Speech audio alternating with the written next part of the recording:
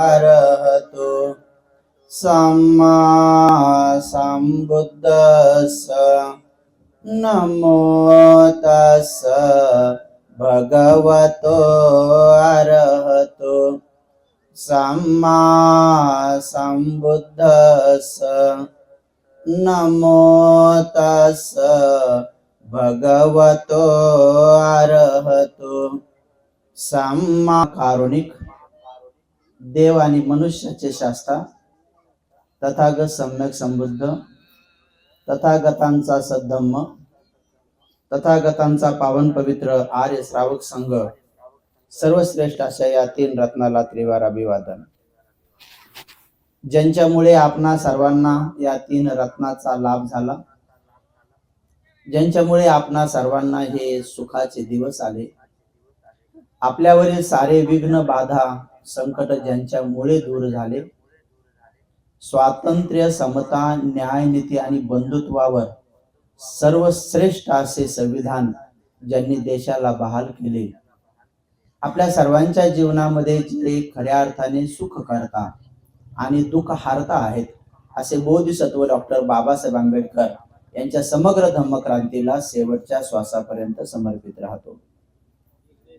आजच्या या धम्म परिषदेच्या अनुषंगाने रामजी बाबांच्या स्मरणार्थ अनेक वर्षापासून आयोजित या पुण्यमय गावामध्ये शिवणपायली या ठिकाणी आपल्या मिलिंद भावी निर्माण होणाऱ्या बुद्ध विहाराच्या पवित्र अशा नागशेन भूमीमध्ये या कार्यक्रमाचे सन्माननीय अध्यक्ष पूज्य शिलानंदजी महाथेरा, पूज्य ज्ञानज्योतीजी महाथेरा, उद्घाटक यांना त्रिवार अभिवादन करून सब्रह्मचारी शीलज्योती भंतेजी, सत्य दमो भंतेजी, आमचे इथे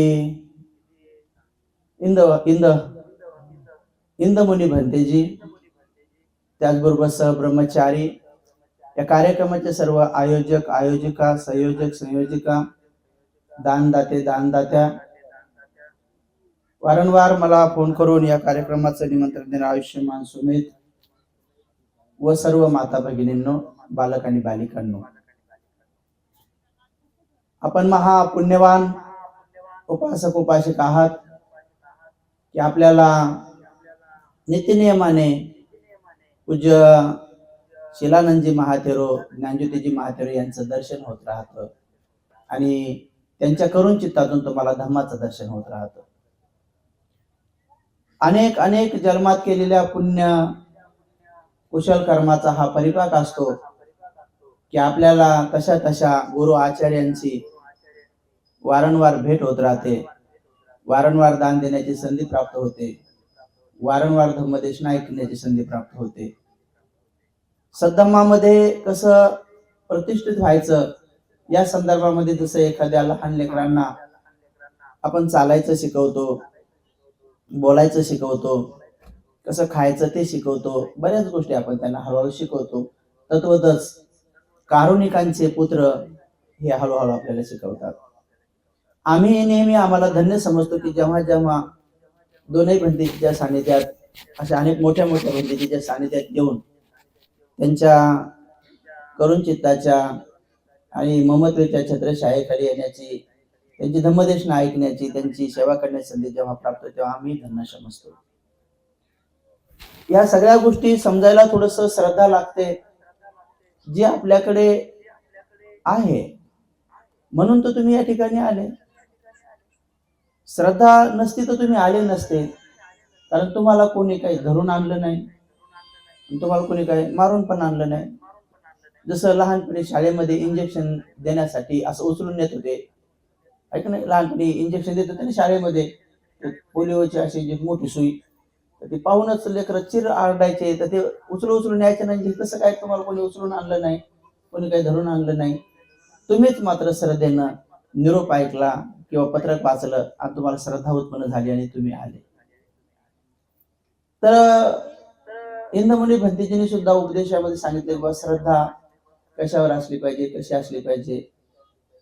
पूज्यशील ज्योती भंतेजीने सुद्धा सविस्तर उपदेश केला मोठे भंतेजी आपल्याला वारंवार प्रतीत समुत्पाद सिद्धांत हा गंभीर पद्धतीनं समजून सांगत आहे. महाराष्ट्रभर थोडीशी मी सगळ्या उपासक उपासिकांना उपदेश देताना हसवतो म्हणून अनेक लोकांमध्ये ती माझी ओळख आहे की भंतेजी हसवतात म्हणून, पण मी आजकाल थोडस लोकांना हसवणं बंद केले जरा. पण तरी लोक हसतात काय, मी सहज जरी बोललो तर लोक हसतात, छोट्या छोट्या गोष्टी जरी बोललो तर हसतात. परंतु हसणं हा कमीत कमी शरीराचा आजार कमी होतात हसल्यामुळे आहे. आणि माझ्यासोबत बरेच लोक राहतात, त्याच्या बऱ्याच जणांच्या बीपी कमी झाल्यात, बऱ्याच जणांच्या बीपीच्या गोळ्या कमी झाल्यात सोबत राहून राहून. त्यांना त्यांच्या पत्नीचा फोन आला आणि विचारलं की गोळी घेतली का, तर ते म्हणतात भंतीची संघ काय घ्यायची गरज नाही म्हणतात. बऱ्याच जणांच्या अशा आहेत कमी जास्त गोळ्या झाल्यात. आता ऐकून ऐकून हसवत आम्ही लहानपणी गुदगुल्या वाटून हसत होतो लोकांना, लहानपणी ते खेळता खेळता गुदगुल्या वाटत. आता काय गुदगुल्या न वाटवता दुरूनच लोकांना हसवता येतं. परंतु हा सद्धम्म जेव्हा आतून साक्षात्कार होत जातो तेव्हा खरं हास्य येतं. आणि ते खरं हास्य जीवनामध्ये येण्यासाठी आपल्याला बाबासाहेबांनी ज्या धम्माची वाट दाखवली, ज्या धम्माचा साक्षात्कार ज्या महान अशा कारुणिकांना तथागतांना झाला, ते तथागत नेमकं कोण आहे?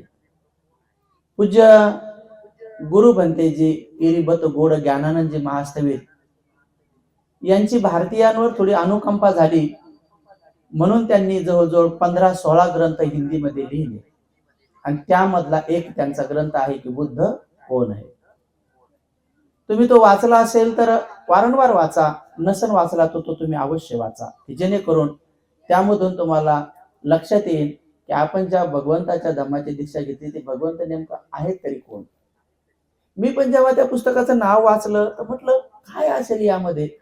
पण जेव्हा मी या वर्षवासामध्ये ते पुस्तक वाचलं तर तेव्हा मला कळालं की गुरु भंतेजींची खूप मैत्री करुणा आहे भारतीयांबद्दल, की भारतीयांना ओळख झाली पाहिजे की ज्या धम्माची आपण दीक्षा घेतली ते बुद्ध आहे तरी कोण. खूप सुंदरसं विश्लेषण आहे. तसं त्यांनी वयाच्या 17व्या वर्षी चिवर घेतलं. 10 वर्षपर्यंत विहारामध्ये अभ्यास केला. 10 वर्षपर्यंत त्यांनी ध्यान तपश्चर्या हिमालयात येऊन सुद्धा केली.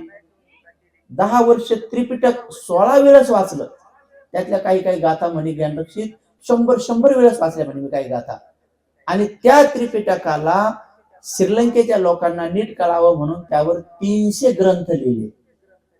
300 ग्रंथ लिहिले. 1000 सीडी डीव्हीडी बनवल्या, प्रवचन बनवले की लोकांना त्रिपिटक कळावं इतक्या सोप्या भाषेत. इंग्रजीतले 50 ग्रंथ लिहिले आणि भारतीयाला कळावं म्हणून 16-17 ग्रंथ लिहिले. किती उपकार आहे त्या भंतेजीचे. आणि त्यांचं वय साधं 50 वर्ष आहे. त्याच्यानंतर ते सेंटर बनवण्याच्या कामात सुरू झाले. पाहता पाहता त्यांनी श्रीलंकेमध्ये 70 सेंटर बनवले. 70 शाखा आहेत त्यांच्या.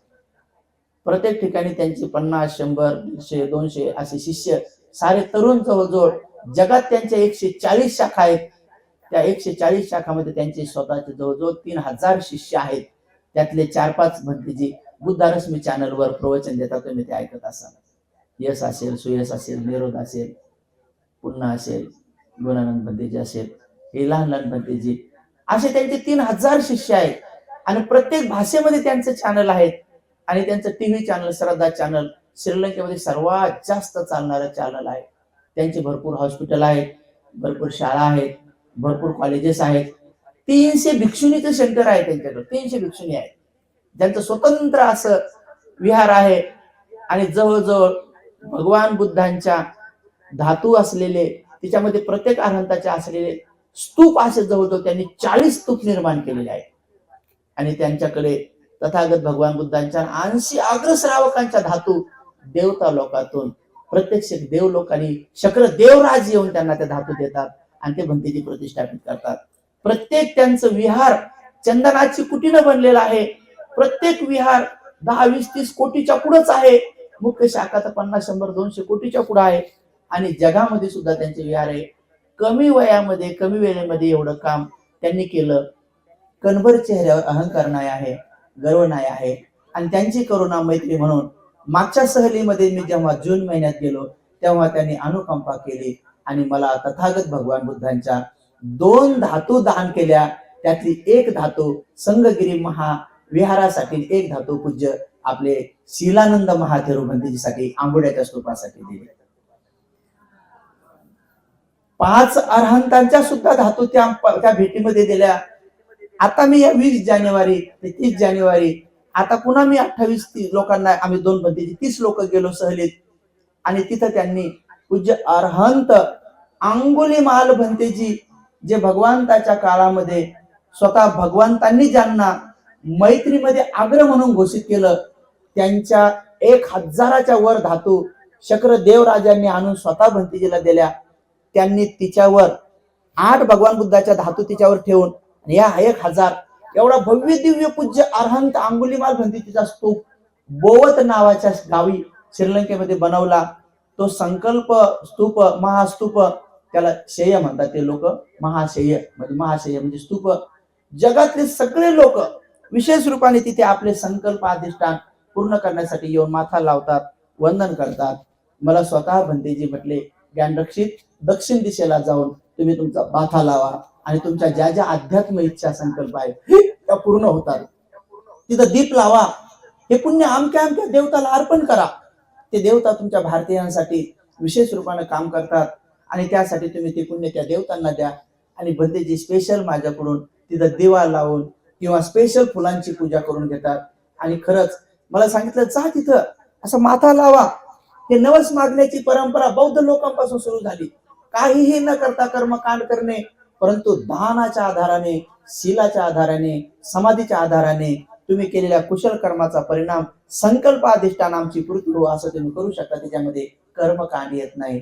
जसं की महिनाभर कामाला गेल्यानंतर 1 तारखेला आमचा पगार होऊ दे असं म्हणणं म्हणजे काही वाईट नाही, कारण तुमच्या केलेल्या कामाचा तो परिणाम आहे. महिनाभर घरीच राहायचं आणि कसा पगार देत नाही पाहतो, अरे अवघडच काम आहे. कोर्ट कचेऱ्यात जाईन त्याची पाहून घेणे हे म्हणणं हे कर्मकांडामध्ये मोडतं.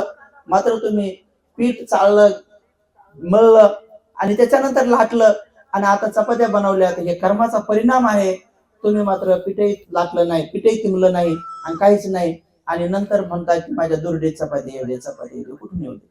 तुम्ही नांगरलं, वखरलं, पेरलं आणि मला एवढं धान्य होऊ दे असं म्हणणं उचित आहे.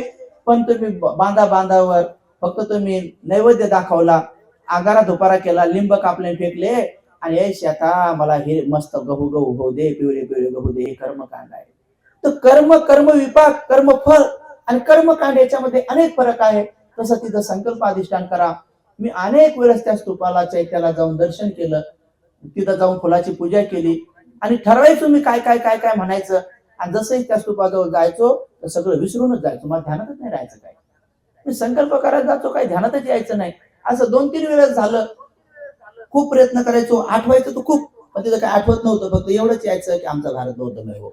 भंतेजी हसायचे, मला आल्यावर विचारायचे क्या बोला. तर मी म्हणायचं भंतेजी खूप ठरवलं होतं मी, काय काय ठरवून गेलो होतो असं म्हणे. पण तिथं गेलो तर सब कुछ भूल गया. म्हटलं भारत बौद्ध में हो जाए इतना ही आया. ठीक आहे, उतना ही अच्छा आहे, बस उतना ही ठीक आहे. विसरूनच जायचो. पण ह्या वेळेस गेलो तर ह्या वेळेस मात्र विसरलो नाही.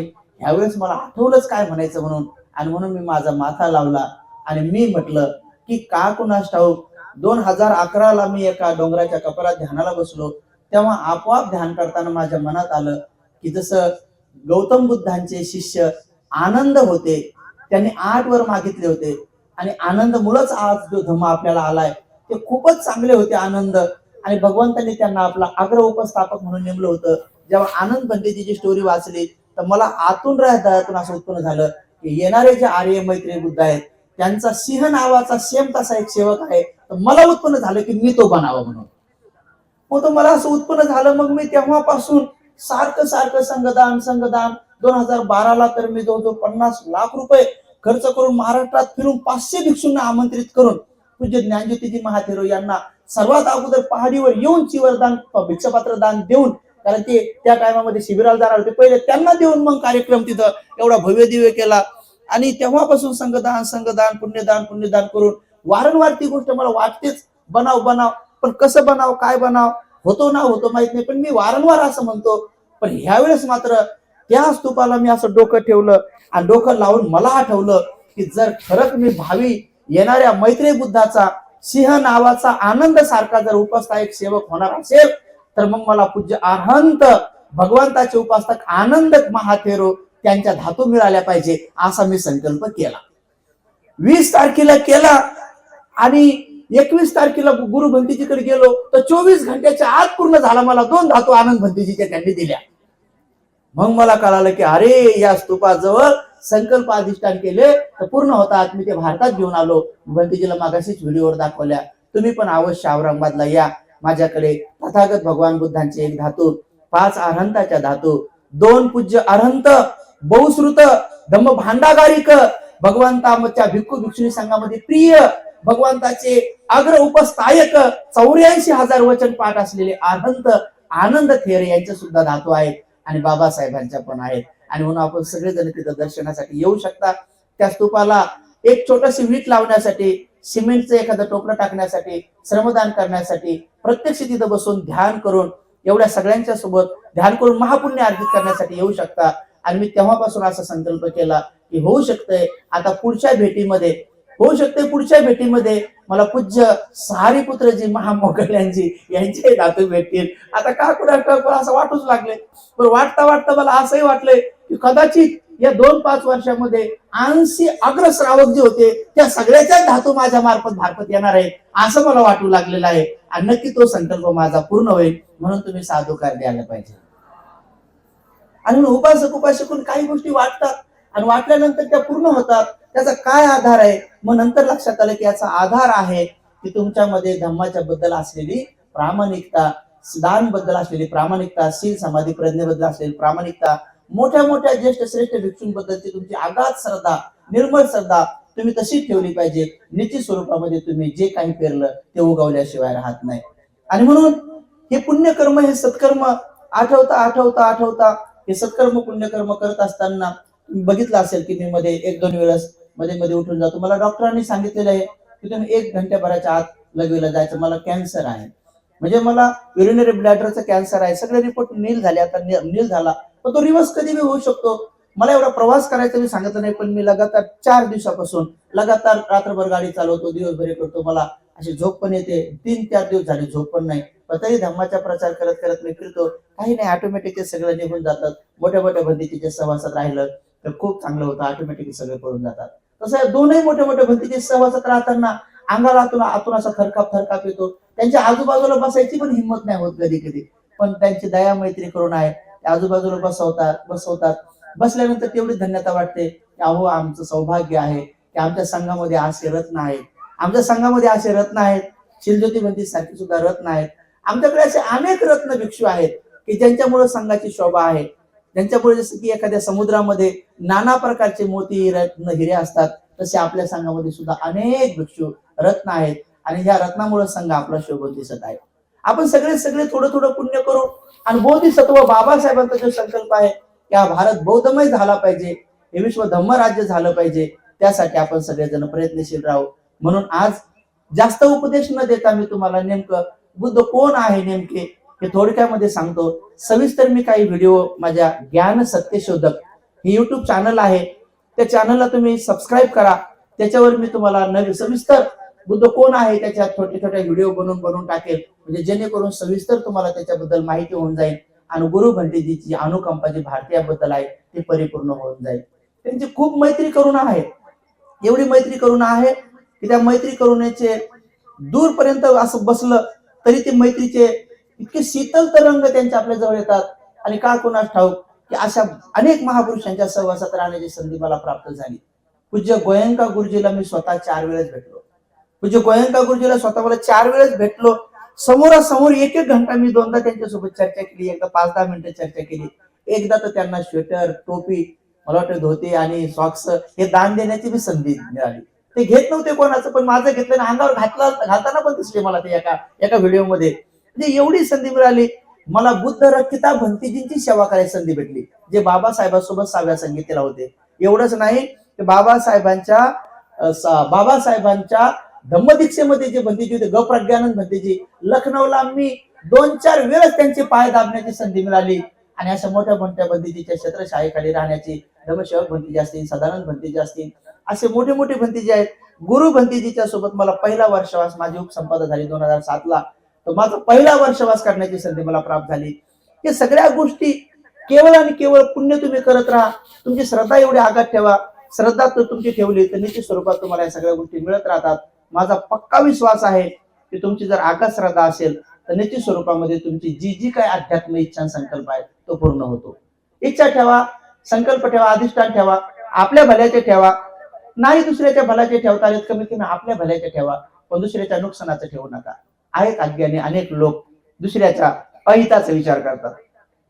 दुसऱ्याचं घर चांगलं होत चाललं, दुसऱ्याने गाडी गुडी घेतली तर अनेक लोकांना वाईट वाटतं, आहे का नाही? यांचं कसं काय चांगलं चाललंय, आहे का नाही? तर लोक दुखी होतात.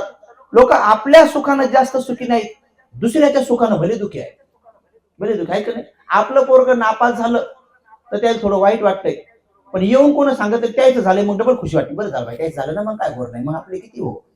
म्हणजे दुसऱ्याचं नापास झालं तर लयच आनंद वाटतो. एखाद्याचं जर का पास झालं तर याच्यात खुशी नाही. म्हणून हे अज्ञान व्यावहारिक तुम्ही बघा, सामाजिक बघा, तुम्ही देश लेवलवर बघा. देशाच्या लेवलवर बी अविद्या आहे. देशाचा पंतप्रधान, देशाचे राष्ट्रपती बी अविद्येत अडकलेले आहेत. म्हणून तर ते ऑर्डर देतात, म्हणून तर ते वेगवेगळ्या प्रकारचे सीमेवर असलेल्या लोकांना कधी कधी त्यांचं प्रत्युत्तर देताना एकमेकाला युद्ध करायला लावतात. पण ते जे सांगतात वैश्विक बंधुभाव का नसावा. अरे तेही माणसं आहेत, आपणही माणसं आहोत, पण तरी या सीमा बांधलेल्या आहेत.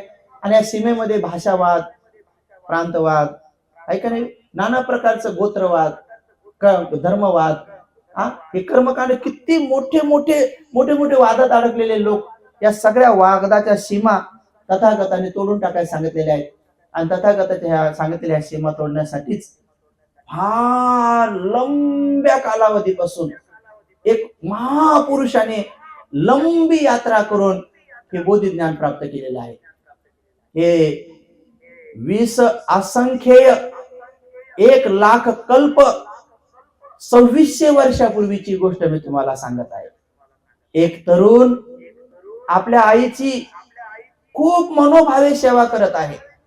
शुद्ध अंतकरणाने आपल्या आईला तो सकाळपासून संध्याकाळपर्यंत महासुख देत आहे. नाना प्रकारचं कष्ट करून, मेहनत करून तिच्या सर्व खाण्यापिण्यापासून, कपड्याला त्यापासून इच्छा पूर्ण करत आहे. तो महाबलशाली युवक त्या काळामध्ये करोडोच्या संख्येने असलेल्या लोकांच्या आबादीमध्ये विचार करू लागतो की या प्रदेशामध्ये माझ्या आईला मी समाधानानं तर ठेवत आहे, सुखी तर ठेवत आहे, पण दुसऱ्या प्रदेशामध्ये जर गेलो तर ते जास्त कमाई होईल, जास्त आमदानी होईल आणि माझ्या आईची मला अधिक उत्तम सेवा करता येईल. म्हणून त्यांनी तो प्रदेश सोडायचं ठरवलेला आहे. जसं आज लोक भारत सोडून दुबईला जातात, अबुधाबीला जातात, बहरीनला जातात, अमेरिकेकडे जातात, तिथे जास्त पगार मिळेल, जपानला जातात. तशाच प्रकारे त्या युवकाने विचार केला की मी या प्रदेशातून माझ्या आईला घेऊन जातो, त्या प्रदेशात जास्त कमाई करत. म्हणून जहाजामध्ये बसून तो युवक बाकीच्या लोकांसारखा तो प्रदेश सोडून जहाजामधून समुद्राचा प्रवास करत आहे. 1 दिवस, 2 दिवस, 6 दिवस पर्यंत ते जहाज सुखानं जात आहे, आनंदानं जात आहे, निर्विघ्न निर्बाधा प्रवास चालू आहे. पण अचानक मात्र 6वा दिवस संपल्यानंतर 7व्या दिवशी समुद्रामध्ये तुफान, समुद्रामध्ये उफाळून आलेला आहे. भयान अशा लाटा आणि भयान तुफान त्या सागरामध्ये, लाटामध्ये एकदम ते जहाज तुटून धस्तवस्त झालेलं आहे.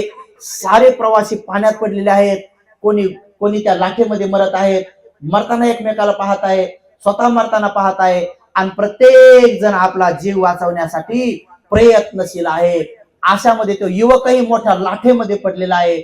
आणि तो युवक लाटेमध्ये पडल्याबरोबर जसं या सगळ्या जगात, सगळ्या संसारात लोक इतके मतलबी आहेत की स्वतःचा विचार करतात, पण तो युवक जेव्हा त्या लाटेमधून बाहेर आला, बाहेर आल्याबरोबर त्या युवकाला स्वतःचा जीव वाचवण्याचा विचार नाही आला, तर त्या युवकाच्या मनात पहिला विचार आला की माझी आई कुठे आहे, माझी आई कुठे आहे.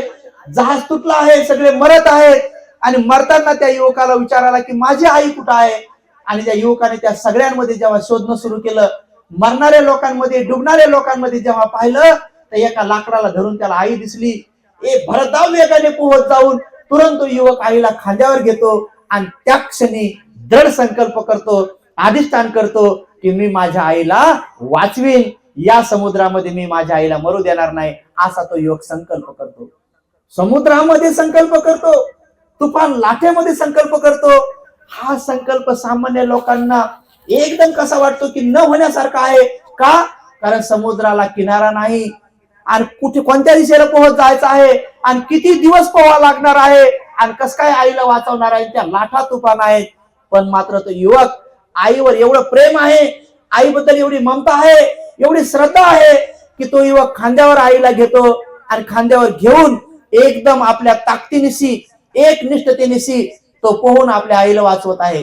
पोहणाऱ्या लोकांना माहित असेल की स्वतः बी अशा मोठ्या मोठ्या नद्यात आणि समुद्रात स्वतः वाचणं किती कठीण आहे, दुसऱ्याला खांद्यावर घेऊन वाचवणं हे तर अधिक कठीण आहे. पण तरी शौर्य बघा, हिंमत बघा आणि धीरगंभीरता आणि प्रेम बघा, आईवर ममत्व बघा किती आहे.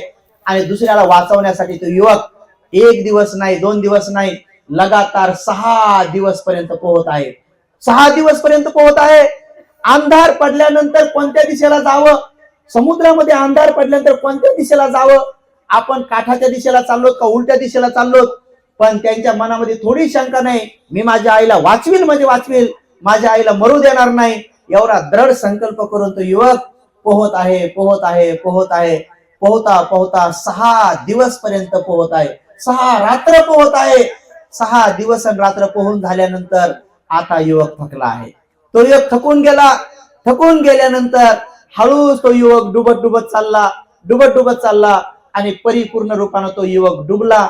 आणि जसाही तो डुबल्यानंतर पाण्याखाली त्या युवकाच्या मनात विचार आला की अरे मी डुबलो तर खांद्यावर जी आई आहे, अरे ही पण डुबन आणि मग ही पण मरण. आणि मग त्या युवकाला पाण्याखाली गेल्यावर उत्पन्न झालं की नाही, वर माझी आई माझ्या खांद्यावर बसलेली आहे, मी माझ्या आईला मरू द्यायचे नाही आहे. म्हणून त्या पाण्याखाली असताना त्या युवकाच्या मनात दृढ संकल्प आला कि मैं बुद्ध बनूंगा और मैं ज्ञान प्राप्त करूंगा, मैं मेरे माँ को बचाऊंगा, मैं दूसरों को भी बचाऊंगा. आणि म्हणून ताकदीनिशी धैर्यानिशी संकल्प अधिष्ठानानिशी उफाळून तो युवक पुन्हा बाहेर आला आणि आईला त्यानं डुबू दिलं नाही. आणि तेवढ्यामध्ये अनागामी ब्रह्मलोकामध्ये असलेला ब्रह्मा थोडासा विचार करू लागला की या पृथ्वी तलावर कोणीतरी बुद्ध बनण्याचा विचाराचा आहे का पाहिलं.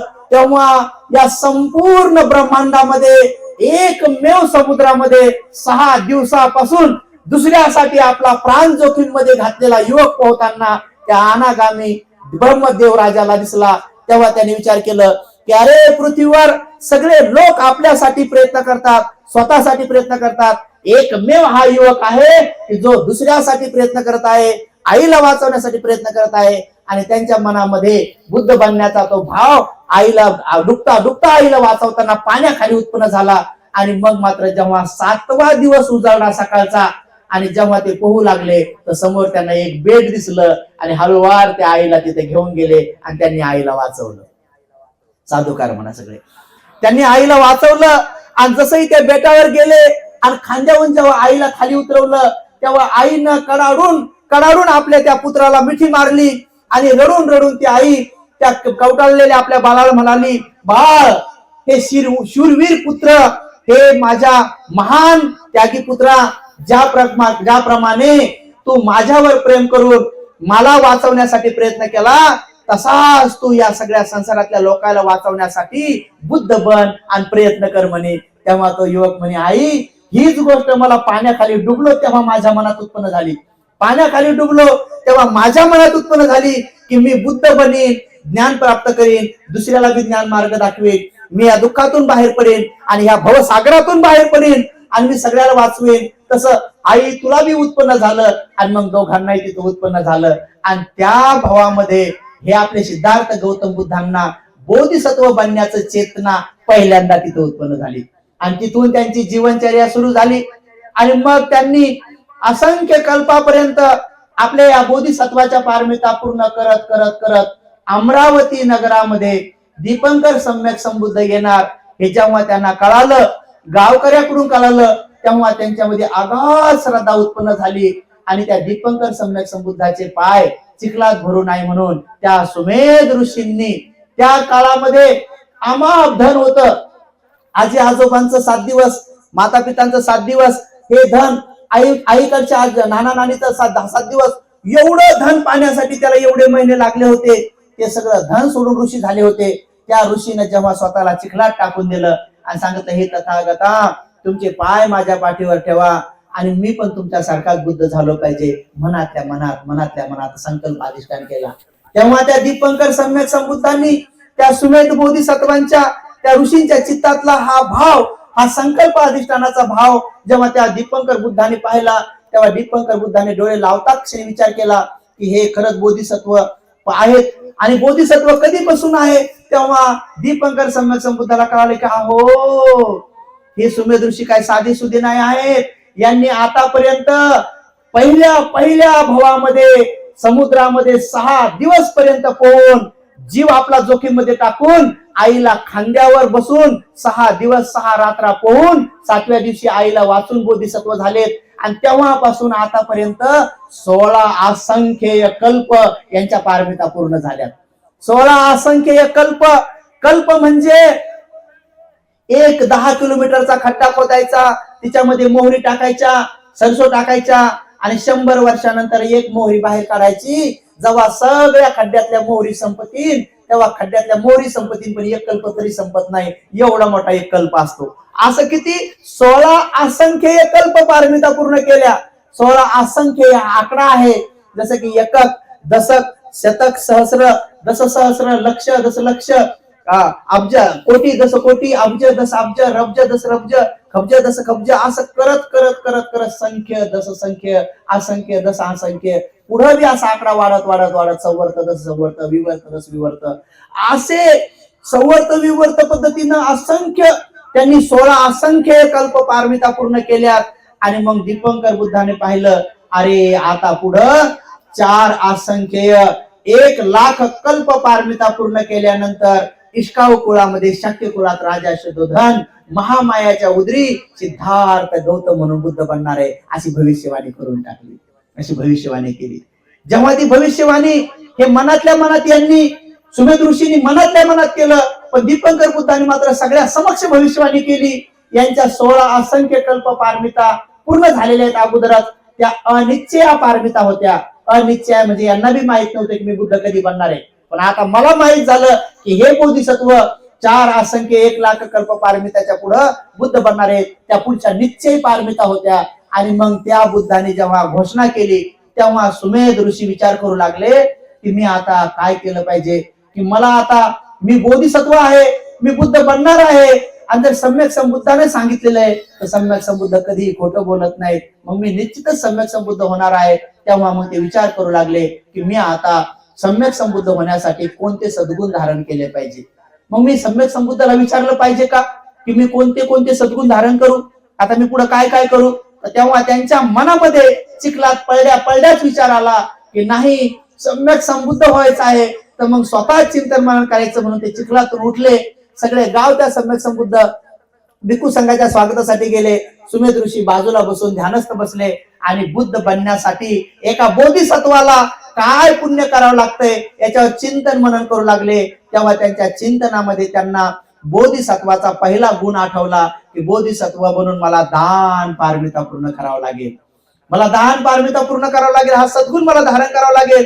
मग 4 असंख्य 1,00,000 कल्प पारमितापर्यंत या एवढ्या कालावधीपर्यंत दान म्हणजे पृथ्वीवर दिसणाऱ्या जेवढ्या काही वस्तू बहुजन हिताय बहुजन सुखाच्या आहेत, लोक कल्याणाच्या आहेत, त्या साऱ्या वस्तू मला एका एका जन्मात अनेक वस्तू म्हणा, एका जन्मात एखादी वस्तू म्हणा, अशा साऱ्या पृथ्वीवरल्या वस्तू दान देऊन मला साधारण दान पारमिता पूर्ण करावं लागणार आहे. जेव्हा पृथ्वीवरल्या सगळ्या वस्तू दान देऊन झाल्यानंतर मग मला या वस्तूंचा विचार सोडून देऊन मग तिथून पुढे मला उपपारमिता माझ्या शरीराचा एक पार्ट मला दान करावं लागणार आहे. मग मला माझं रक्त दान करावं लागणार आहे, कधी किडनी दान करावं लागणार आहे, कधी मला हृदय दान करावं लागणार आहे, फुफ्फुस दान करावं लागणार आहे, कधी माझं मांस दान करावं लागणार आहे. आणि अशा रीतीनं मग त्यांनी आपल्या शरीराचे पार्ट मला दान द्यावं लागणार, ही उपपारमिता मला करावं लागणार आहे दानामध्ये. मग त्यांनी आणखी चिंतन मनन केलं की एका सद्गुणामध्ये आणखी तिसरा सद्गुण, एका सद्गुणामध्येच परिपूर्ण दान पारमिता, दान उपपारमिता, दान परमत्त पारमिता. अरे मला परमत्त पारमितेमध्ये बाहेरच्या वस्तू नाही, शरीराच्या पार्ट नाही, मला माझं परिपूर्ण जीवनच दान करावं लागणार आहे, अशा बी मला पारमिता पूर्ण करावं लागणार आहे. हा सद्गुण त्यांना पहिला आठवला.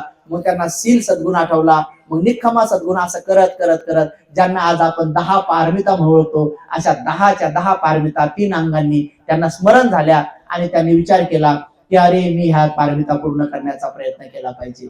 आणि मग तेव्हापासून एवढ्या झपाट्याने, एवढा 1 सेकंद न थांबता ते मात्र ह्या पारमिता पूर्ण करू लागले. आणि त्या 4 असंख्य 1 लाख कल्प पारमितामध्ये मग दीपंकर सम्यक संबुद्धाच्या नंतर जेवढे भी सम्यक संबुद्ध झाले, जसे की आपण म्हणतो ना, तन्नं करो महावीरो, मेधन करो महायसो, हे 2 जण सुरडे, दीपंकरो महायसो. इथून पुढं शरणां करो लोकहितो, दीपंकरो जितेंद्र, कौंडिन्य जनपामको. कौंडिन्य सम्यक संबुद्धापासून तर चक्क काश्यप बुद्धापर्यंत सगळ्याच बुद्धांना बोधिसत्वाची भेट झाली.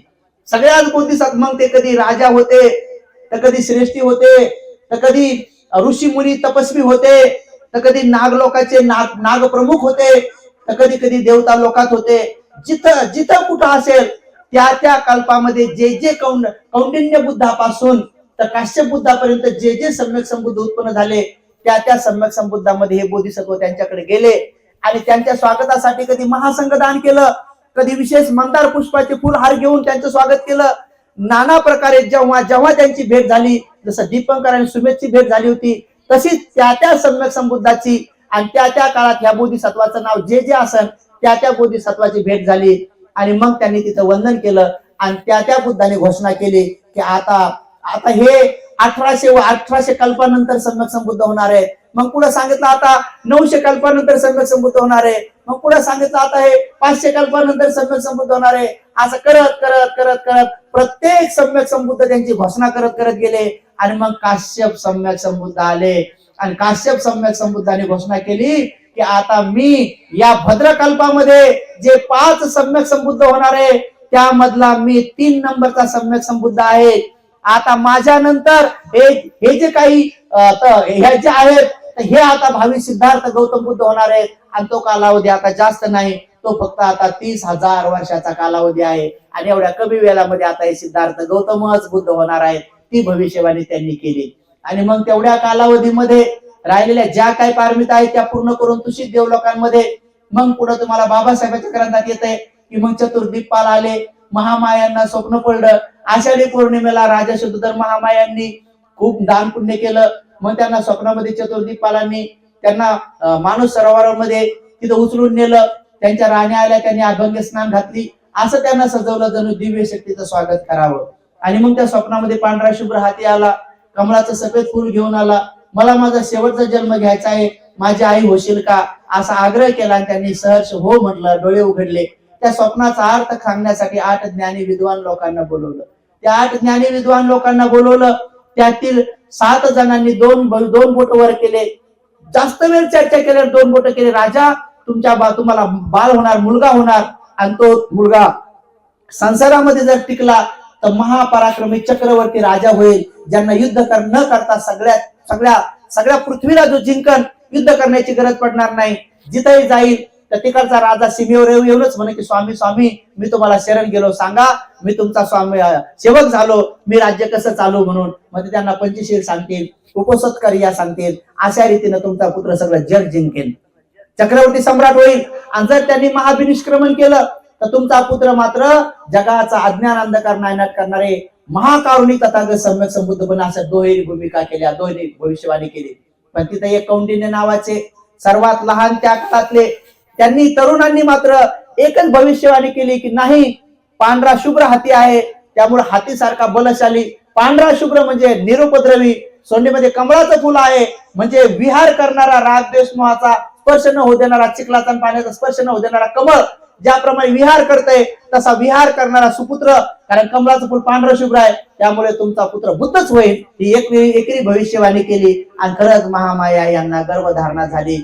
उजव्या कुशीमध्ये मधून सुमेध बोधिसत्वांनी प्रवेश केला. आणि मग पूर्ण 10 महिने झाल्यानंतर लुंबिनी वनामध्ये शाल वृक्षाची फांदी पकडून जसं शिवमणी उभ्याने आपल्या बाळांना जन्म देते, तशाच प्रकारे हे शाक्य सिंहाने सुद्धा त्या बोधिसत्वांना उभ्या जन्म दिला.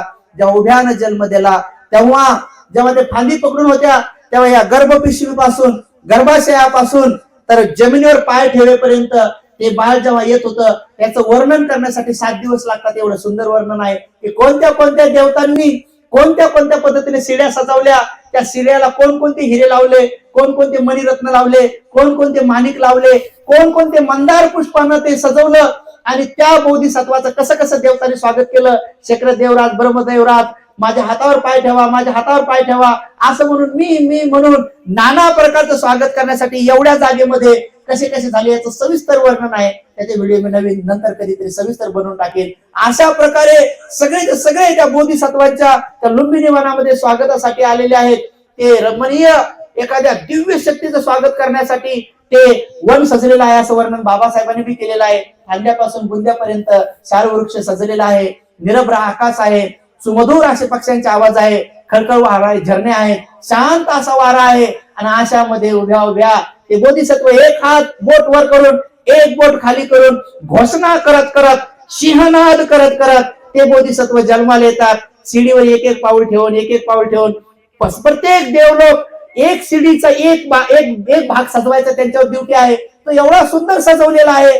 त्यांनी आपल्या आपल्या लोकांमध्ये असलेला सर्वात मोठं रत्न सर्वात भारी रत्न सजवलेलं आहे आणि विशेष रूपाने त्यांनी प्रत्येकाने एका एका शिडीचा एक एक दांडा एका एका शिडीचा उभा भाग एका एकाने व्यवस्थित सजवलेला आहे. स्वतः शक्र देवराज हात जोडून उभा आहे आणि जेव्हा ते घोषणा करत येतात अग्गोहमस्मी लोकस जेट्टोहमस्मी लोकस सेट्टोहमस्मी लोकस, या संपूर्ण लोकांमध्ये मी अग्र आहे, मी ज्येष्ठ आहे, मी श्रेष्ठ आहे अशी घोषणा करत करत करत जेव्हा पहिल्यांदा पाऊल जमिनीवर ठेवतात तेव्हा पूर्ण रूपाने कमळाचे 7 फुलं 7 पावलं चालल्यावर उमलतात. हे कसे उमलतात, कोणत्या कर्माने उमलतात, कोणत्या पुण्याने उमलतात ते वैज्ञानिक प्रक्रियेने सांगितल्याचे व्हिडिओ बनवून एक दे सगळं त्रिपिटकात आहे. सुंदर वर्णन आहे. लोक वाचत नाही, ज्यांनी सांगितलं त्याचा विश्वास ठेवत नाही. त्याला आपण काय करा, आता त्या बिचाऱ्यांची तेवढी कमतरता त्याला काय करा, पण तुमची कमतरता होऊ देऊ नका. तुम्ही वाढत वाढत जाऊ दे श्रद्धा. हे सर्व सत्य आहे आणि हे सगळं सत्य प्रत्यक्ष डोळ्याने पाहायला मिळतंय. फक्त त्या जाण्याचा मार्ग काय आहे, तुम्ही डोळेच लावणार नाही. डोळे लावल्यावर मग दिसतंय. डोळे उघडे ठेवल्यावर सगळ्या गोष्टी दिसत नाही. डोळे उघडे ठेवल्यावर रूप दिसतंय, रंग दिसतंय. रंग रूप हे मात्र माणसाला राग द्वेष मोह उत्पन्न करतंय. डोळे बंद केल्यानंतर राग द्वेष मोह कुठे उत्पन्न होतंय? संवेदनेच्या रूपाने त्याला खिनन पुराणं जुन्याला काढावं लागतंय. नवनत्ती संभवं त्याला अनित्य बोधाला नंतर साक्षीदार बनावं लागतंय. साक्षी भावामध्ये समता पुष्ट करावं लागते. उपेक्षामध्ये मग प्रज्ञा डेव्हलप होते आणि मग उपेक्षेमध्ये तुम्हाला कळते की अच्छा हे विकार आहेत, हे काढायचे आहेत. अच्छा हे कुशल आहे, हे कुशल कर्म आहे ते कळणं सुरू होतंय आणि सर्व दिसणं सुरू होत आहे. सारा लोक दिसू शकतो, बिना दिसल्याचं काही नाही आहे. आणि मग अशा रीतीनं सगळे ते देवता लोक जे येतात, अनेक लोक प्रश्न उपस्थित करतात की ते देवता लोक कुठून येतात, ते देवता लोक कुठं राहतात, त्यांची राहायची जागा कुठे आहे, अमेरिका आहे का, जपान आहे का, फ्रान्स आहे की इटली आहे का, कुठं आहे असे लोक विचारतात. त्रिपिटकामध्ये वर्णन आलेलं आहे की ते देव लोक सुमेरू पर्वतावर राहतात. ते सगळे सगळे देव लोक सुमेरू पर्वतावर राहतात. मग सुमेरू पर्वत कुठं आहे, तर सुमेरू पर्वत या ब्रह्मांडाच्या मध्यभागी आहे. हे ब्रह्मांड आहे, या ब्रह्मांडाच्या मध्यभागी सुमेरू पर्वत आहे आणि त्या सुमेरू पर्वताची उंची 84,000 योजन आहे. एक योजन हा 10 किलोमीटरचा आहे. म्हणजे 8,40,000 किलोमीटर ते उंच पर्वत आहे. 8,40,000 किलोमीटर उंच पर्वत आहे. तो पर्वत तेवढाच रुंद बी आहे आणि तो पर्वत तेवढाच लांब बी आहे. 8,40,000 किलोमीटर लांब असलेला, 8,40,000 किलोमीटर रुंद असलेला, 8,40,000 किलोमीटर उंच असलेला त्या सुमेरू पर्वतावर हे देव लोक राहत आहेत. त्या सुमेरू पर्वताच्या सर्वात उंच टेकड्यावर तुषित देव लोक राहत आहेत आणि त्याच्या अर्ध्यावर तावतीस देव लोक राहत आहेत, त्याच्या अर्ध्यावर यामा देव लोक राहत आहेत, त्याच्या अर्ध्यावर हे चातु महाराधिक देव आहेत. आणि चातु महाराधिकच महामायाला स्वप्नामध्ये त्यांचं आसन उचलून घेऊन आल्यासाठी आलेले आहेत. बाबासाहेब येतात ते त्या सुमेरू पर्वतावर राहतात आणि तो सुमेरू पर्वत जे आहे त्या सुमेरू पर्वताला जेव्हा 8,40,000 किलोमीटर पर्वत संपतो तर त्या पर्वताला लागूनच एक समुद्र आहे असा गोलाकार. तो समुद्र गोलाकार आहे आणि जेव्हा तो समुद्र पूर्ण संपतो त्या समुद्राची लांबी रुंदी ती 84,000 योजन. जेव्हा समुद्र पूर्ण संपतो तेव्हा दुसरा एक पर्वत आहे आणि त्या पर्वताच्या नंतर तिसरा समुद्र आहे आणि पुन्हा एक पर्वत रांग आहे. अशा 7 समुद्राच्या रांगा आणि 7 पर्वत रांगा आहेत. आणि त्या समुद्राच्या 7 रांगा आणि 7 पर्वत रांगा संपल्यानंतर मग एका दरवाजाच्या बाहेर आल्यानंतर 4 दीप आहेत, त्यातलं एक आपलं जम्बूद्वीप आहे, त्याला म्हणतात भारत आहे. आपण तिथं राहत आहे. समजलं तुम्हाला? देव कुठे राहतात? आता तर या ब्रह्मांडाच्या खाली, बरोबर त्याच्या खाली 4 नरक लोक आहेत. या सुमेरू पर्वताच्या खाली 4 नरक लोक आहेत. ते निलय आहे, तिच्या ते सगळे त्याच्या खाली आहेत. आणि हे जे मनुष्य लोक वस्ती आहे, तर या सुमेरू पर्वताच्या बाहेर आल्यानंतर 4 दीप आहेत, त्यातला आपलं एक जम्बूद्वीप आहे. आणि जम्बूद्वीपामध्ये जेव्हा दिवस असतो तर दुसऱ्या द्वीपावर रात्र असते. जम्बूद्वीपात जेव्हा दुपार असते तर दुसऱ्या ग्रहावर कधी कधी वेगळेच वाजलेले असतात. 5:30 वाजले असतात, 6:30 वाजले असतात. असे आणखी 3 द्वीप आहेत. आणि त्या तिन्ही द्वीपावर लोक वस्त्या आहेत. आणि या सगळ्यांचे गुरु एकच आहेत. म्हणून त्यांना सत्ता देव मनुष्यानं बुद्धो भगवाती. मनुष्य लोक कमी आहेत, देव लोक जास्त आहेत, आणि ते त्यांचे गुरु आहेत. आणि या सगळ्या ब्रह्मांडामध्ये 7 पर्वत रांगा, 7 समुद्र आहेत. म्हणूनच तुम्ही ते गाणं ऐकलं असेल ना, त्या गाण्यामध्ये म्हणूनच म्हणतात ना की 7 समंदर पार में तेरे पीछे पीछे आ गया. ऐका नाही, 7 समंदर पार में तेरे. तर अनेक लोकांना ते गाणं वाटतंय, ते गाणं जरी असेल पण याच्यामध्ये खूप गहिराईमध्ये बसलेलं आहे. 7 समंदर पार में तेरे पीछे पीछे आ गया. आता 7 समुद्राच्या पलकड माग माग कसं जाता येते? पायी नाही जाता येत. तिथं पायी नाही जाता येत. आता 7 समुद्र पोहून जावं लागेल. आता एक समुद्रच पावता येत नाही. 7 समुद्र, 7 पर्वत कसे चालाव? आणि आयुष्य पाहिलं 100 वर्षाचं. अहो तुम्ही एकच पहाड फिरता फिरता 100 वर्ष संपून जातील. मग आता तुम्ही एवढे 7 समुद्र कसे पार करणार आणि कसे जाणार? तर असंच एका मनुष्याची पत्नी मरण पावली. आणि मल्यानंतर ती इतकी श्रद्धावान होती, बुद्ध धम्म संघ तिच्यासाठी चक्षु होते, महापुण्यवती होती. आणि ती मरण पावल्यानंतर तिचा प्रिय पती तथागताकडे जातो. आणि तथागताकडे जाऊन रडून म्हणतो, अहो भगवान, माझी पत्नी अति प्रिय होती, खूप गुणी होती, सिलवान होती, 3 रत्नावर तिची आगाध श्रद्धा होती. भगवान, ती मरण पावली, मला तिला भेटायचं आहे, मला तिला पाहायचं आहे. मी तिच्याशिवाय राहू शकत नाही. माझं हृदय फाटून जाईल, माझे डोळे फुटून जातील. भगवान, मला तिला बघायचं आहे, मी तिला कसं बघू शकेल? तेव्हा भगवंत पाहतात तर त्याची पत्नी देवलोकात उत्पन्न झालेली असती. भगवान म्हणतात, तिला भेटायसाठी तुला पायी जाता येणार नाही. तिथं रथ जात नाही, तिथं बैलगाडी जात नाही, तिथं रथानं जाता येत नाही, बैलगाडी जाता येत नाही. आताच्या काळामध्ये मोटरसायकल, रिक्षा, ऑटो रिक्षा, ट्रेन, विमान तिथं जात नाही. मग कसे जासाल तुम्ही तिथं? तिथं जाण्याचा मार्ग कसा आहे? मग भगवान त्याला समजून सांगतात की तुझी पत्नी देवलोकात उत्पन्न झालेली आहे आणि तिथं तुला असे कोणत्याच वाहनाने जाता येत नाही. मग तिथं जायचं असेल तर कसं जायचंय? तेव्हा भगवान त्याला सांगतात की तिथं जाण्याचा मार्ग आहे. दानं ददन्तु सद्धाय शीलं रक्षन्तु सर्वदा भावनाभिरता हुन्तु गच्छन्तु देवता गता. मग काय म्हणतात की 3 रत्नावर श्रद्धा ठेवून नित्य नेमाने तुला दान द्यावं लागेल. दानं ददन्तु सद्धाय, श्रद्धेनं. शीलं रक्षन्तु सर्वदा, शील तुला सदा सर्वदा पालन करावं लागेल. भावना भिरता हुंतु, भावनेमध्ये तुला नेहमी रत राहावं लागेल. संप्रज्ञानामध्ये राहावं लागेल. खाईते पिते साहिते संपजानकारी होती. चालताना, बोलताना, बसताना, उठताना, खाता पिताना तुला नेहमी भावनेमध्ये रत राहावं लागेल. तेव्हा मरताक्षणी गच्छन्तु, तेव्हा तू जाशील कुठं? देवता गता. तेव्हा तू देवतेच्या गतीत जाशील आणि तेव्हा तू भेटशील तिथं. जाण्याचा मार्ग इथं अरहत होण्याचा मार्ग नाही सांगितला भगवंतांनी. इथं कोणता सांगितला? देवतेच्या गतीला कसं जाता येतं. आणि म्हणून समजा तिथं पती जर गेला असेल तर पत्नीला तिथं जायचं असेल तर हेच करावं लागेल. पत्नी जर गेली असेल तर पतीला तेच करावं लागेल. म्हणून देवता गतीला जाण्याचा मार्ग पण भगवंतांनी सांगितलेला आहे. ज्याला कोणाला जायचं असेल तर त्याने ट्रेन बस पकडून काय फायदा नाही. तर तुम्ही आता इथं आले तर श्रद्धेनं 3 रत्नावर श्रद्धा ठेवून जर तुम्ही दान देत राहिले, शील पालन करत राहिले, ध्यान करत राहिले तर तुम्हाला हे पुण्य प्राप्त होईल. म्हणून तुम्हाला दान श्रद्धेनं द्यावं लागेल, श्रद्धेनं द्यावं लागेल. अनेक लोक श्रद्धेनं देतात, पण काही लोक दान दिखावसाठी देतात. एका विहारामध्ये एका माणसानं पंखे दान केले आणि उन्हाळ्याचे दिवस होते. मग पंखे गरगर फिरत होते आणि सगळ्याला हवा लागत होती. भंतीजीचं प्रवचन सुरू होते. ज्यानं दान दिले तो आला, त्यानं बटनच बंद केले, खटखट खटखट. आता भंतीजीला वाटलं काय चुकलं हो. भंतेजीने प्रवचन थांबवलं आणि त्याला विचारलं काय झालं? अहो म्हणे भंतेजी, हे पंखे जर असे गरगर गरगर फिरले तर त्याच्यावर जे माझं नाव लिहिलं ते वाचता येईल का म्हणे लोकांना. पाय पंखे दान देण्याची पद्धत. म्हणजे पंखे दान दिले पण त्याची हवा नाही लागली पाहिजे तुम्हाला, तुम्ही नाव वाचलं पाहिजे फक्त येऊन, म्हणजे असं लटकतेच राहिले पाहिजे पाय दान. ते तर खोडसाळपणा झाला की नाही, याला दान तू सताय म्हणता येईल का? दान म्हणजे कशासाठी द्यावं हे कळत नाही. म्हणून अनेक लोक भंतीजीने 1 घंटा प्रवचन दिलं, 1 घंटा प्रवचन दिल्यानंतर जसं 10 माणसं 20 माणसं उठून असं म्हणतात का, प्रवचनात एखादी गोष्ट आवडली तर आवडीत म्हणतात उठून असं साधू, उठून असं येऊन म्हणते का हे 5,000 रुपये आमच्या कोण, हे 10,000 रुपये आमच्या कोण, असं म्हणतात का? नाही म्हणत.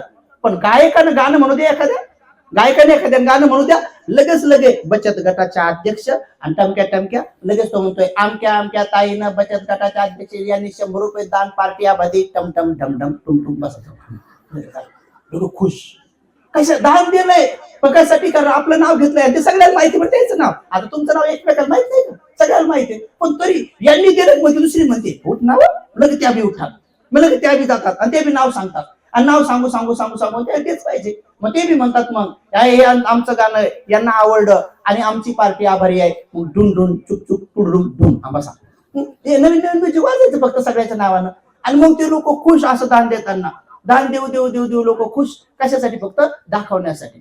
असंच एकदा एक उपासिका आली आणि इकडे तिकडे पाहू लागली, मला म्हणजे भंतीचे दान द्यायचंय. मला द्यायचं तर द्या मग, पण नवऱ्याला शोधू लागले, नवराच नव्हता तिथं. इकडे तिकडे पाहू लागली, नवरा दिसेना, तर म्हणे आता काय करावं, हे बुवा नाही कुठे गेला काय. तर मग आली आणि बिचारीने मग मला दान दिलं 20 रुपये. मी अशी बॅग पुढे केली आणि टाकले 20 रुपये, आणि नेमके 20 रुपये टाकले, तेवढ्यात नवरा दिसल्यावर म्हणजे कुठे गेले तेव्हा, या इकडे म्हणे आपल्याला फोटो काढायचा होता म्हणजे दान देताना. मग पुन्हा आली मला म्हणे भंतीजी कुठे आमचे 20 रुपये? आता माझ्या बॅग मध्ये आता ते कुठे गेले कुठे नाही, आता माझ्या बॅग मध्ये दुसरे पैसे असतात. मग म्हणे द्या 20 रुपये म्हणे. त्याला काढा बा तुम्हीच. आता काढायला गेली, त्याची 20 गायब झाले, दुसरेच 500 दिसले. त्याची 20 बाजूला आणि 500 घेऊनच फोटो काढला. अवघडच काय म्हणलं आता, तर दानंद तू सांगता आहे कुठे इथं सर त्याला नाही ना, दाखवण्यासाठी दान आहे का नाही. म्हणजे अनेक लोकांना अजून माहितच नाही की श्रद्धा कुठं असते, काय असते. बघा आता एक माणूस असा दारू पिऊन फुल आला, श्रद्धा नसली तर कसं होतंय? लग्नात आला आणि मी लग्न लावायला गेलो, अन्नावर देव नवरी नाही, ती गेले नाचायला. आता दारू पिलेला माणूस माझ्याकडे आला म्हणे तिची आटपा म्हणे. काय आटपा म्हणजे? मला म्हणे लवकर आटपा. आम्ही म्हणलं नवर देव नवरीच नाही, कोणाचं लग्न घेऊन या.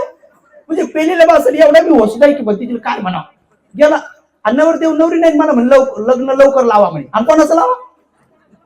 मग नवर देव नवरी आले आणि पुढेच बसला पेलीला फुल, आणि मग शील देता देता त्याच्या पोटात दारू, आणि तरी म्हणू लागला सुरा मेरय मज्ज पमाद ठाणा, आणि भंतीचं पुढचं तुम्हीच म्हणा. बघा त्याचा दम तिथरोकच पुरला. तिथरोकच यायचा, त्याला कितीही बघा शील द्या तो तिथरोकच म्हणतोय सुरा मेरय मज्ज पमाद ठाणा, बाकीचं तुम्हीच म्हणा. आता पोटात दारू आहे तरी म्हणतोय मी, कमीत कमी पोटात दारू आहे तर खोटं तर नका बोलू, दुसरं तर सील नका तोडू. पेली तर पेली समजा, पण मग मुसा वादा वेर म्हणते कशाला सील तोडतात.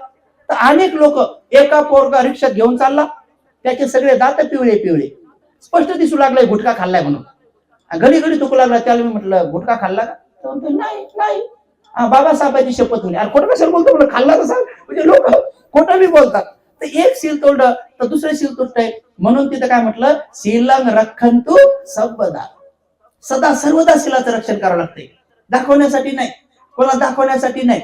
अनेक लोकांना अजून गुण काय, सद्गुण काय, महागुण काय, महासद्गुण काय कळत नाही. एका उपासकाच्या घरी भोजनासाठी गेलो, 4-5 भंतेजी बसले, ताट बिटे वाढले, आणि तेवढ्या त्याचं पोरग आलं शाळेतून, आणि पोरानं दप्तर असं घेतलं, गरगर फिरवलं, आमच्या डोक्यावर फेकलं, आणि दणकून ते दप्तर याच्यावरच पडलं बेडवर, आणि पोरग टणकून उडी मारून वर गेलं, आमच्याकडे असं पाहू लागलं. आणि त्याची आई म्हणे भंतीची हे लय हुशारी म्हणे. मला हो पाहिलं बा, मला आताच पाहिलं, तलवार बिलवार असती तर बोललो आमच्या मानाच कापायचं काम होतं बोललं. ते दप्तर आमच्या समोरच फेकलं असं सटकन, आणि पलंगावर असं पाहू लागलं आमच्याकडून काय वाढलंय म्हणलं. आता आम्ही खाली बसेल, आणि ती आई, त्याची आई म्हणजे आमचं पोरग लय हुशारी म्हणे भंतीजी, याला ना म्हणे गणितात पैकीच्या पैकी मार्क आहेत म्हणे, 100 पैकी 100.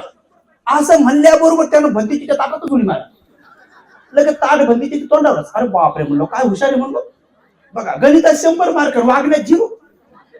पुन्हा त्याला कसं तरी उचललं, पलंगावर ठेवलं, आणि ती आई म्हणे भंतीजी याला इंग्रजीत मी 100 आहे म्हणलं, दुसरी उडी मारा. राहू द्या बाबा म्हणलं, त्याला राहू द्या म्हणलं. कसं तरी त्या भंतीजीला म्हणे तोंड धुवा, त्या दुसरं ताट वाढलं त्या भंतीच्या. घडलेली घटना, ताट वाढलं, आणि मी काय म्हणलं आई त्याला कसं करू पलकडच्या रूम मध्ये कोंडाला म्हणलं या मग त्याला पलकडच्या रूम मध्ये कोंडलं आणि इकडं आम्हाला भोजन वाढलं आणि आम्हाला भोजन वाढ गाथा सुरू होतोर ते दरवाजाला लाथा मारू लागला आपण आमचं इकडे सुरू पट्टी सांगा त्याचं मम्मी दरवाजा उघड म्हणे मम्मी मी म्हणलं उघडू नका ते ताटावर पळायचं म्हणलं आणि आमचं इकडे सुरू पट्टी सांगा एवढी आम्ही डचको म्हणलं बाबा तर सुटला तुझ्या ताटावर पळायचं म्हणलं मी त्या आईला विचारलं म्हणलं आई दरवाजा एकच एक आणखी पळकून ये दुसरा एक म्हणलं येते बाबा ते तिकडून आता इकडे पुन्हा ते चिन पडून पुन्हा इकडून आलं आम्ही भेद म्हणलं बाबा तुमच्या घरी डबल काही येणार नाही म्हणलं तो असे लेकर लय हुशार आहेत गणित 100 इंग्रजी 100 वागड्यात 0 आता काय का भाऊ ऐकणे अवघडच का म्हणजे लोकांना अजून कळत नाही की सुसंस्कार काय चांगले संस्कार काय श्रीलंकेमध्ये मी अनेक महिने राहिलो तर जेव्हा पायी जायचो तिथं अनेक पोरं क्रिकेट खेळताना जेव्हा मी पाहायचो तर मला असं वाटायचं उभं राहून पाहावं आता मला काय माहिती इथल्या पोरांना भंतीचा लय आदर आहे म्हणून तर मी उभं राहिलो ते पोरं खेळायच ना सगळ्या पोरांना खाली माना घातल्या टोप्या काढल्या आणि सगळे मुखेच उभे राहिले आणि ते मुखेच उभे राहिले मी बी मुखच उभा राहिलो आता मला समजायला मला वाटलं या पोरांना खेळावं म्हणजे मला बघावं एखादा चेंडू कसा मारतात काय मारतात पण ते पोरं खेळायच ना मग नंतर मला लक्षात आलं की हे माझ्यामुळं खेळायला मग मी हळूच पुढे गेलो तेव्हा ते पोरांनी खेळणं सुरू केलं मग माझ्या लक्षात आलं की श्रीलंकेमध्ये असे संस्कार की लेकरं खेळताना भंतीची जर चालले तर डोक्यात ते टोपी काढतात आणि मान खाली घालून उभे राहतात श्रीलंकेमधला कुठलाही पोलीसवाला बसलेला असेल भंतीची दिसताक्षरी उभा राहतो टोपी काढतो आणि खाली मान करतो तिथला मंत्री कुठला जरी विहारात आला तर पटकन झुकतो झाडू बिडू मारतो आणि भंतीचे वंदन करतो त्या देशातले तसे संस्कार लहान लेकरं सुद्धा भंतीची दिसताक्षणी असे कमरातून वागतात मानेतून वागतात आपल्याकडे पोरं खेळताना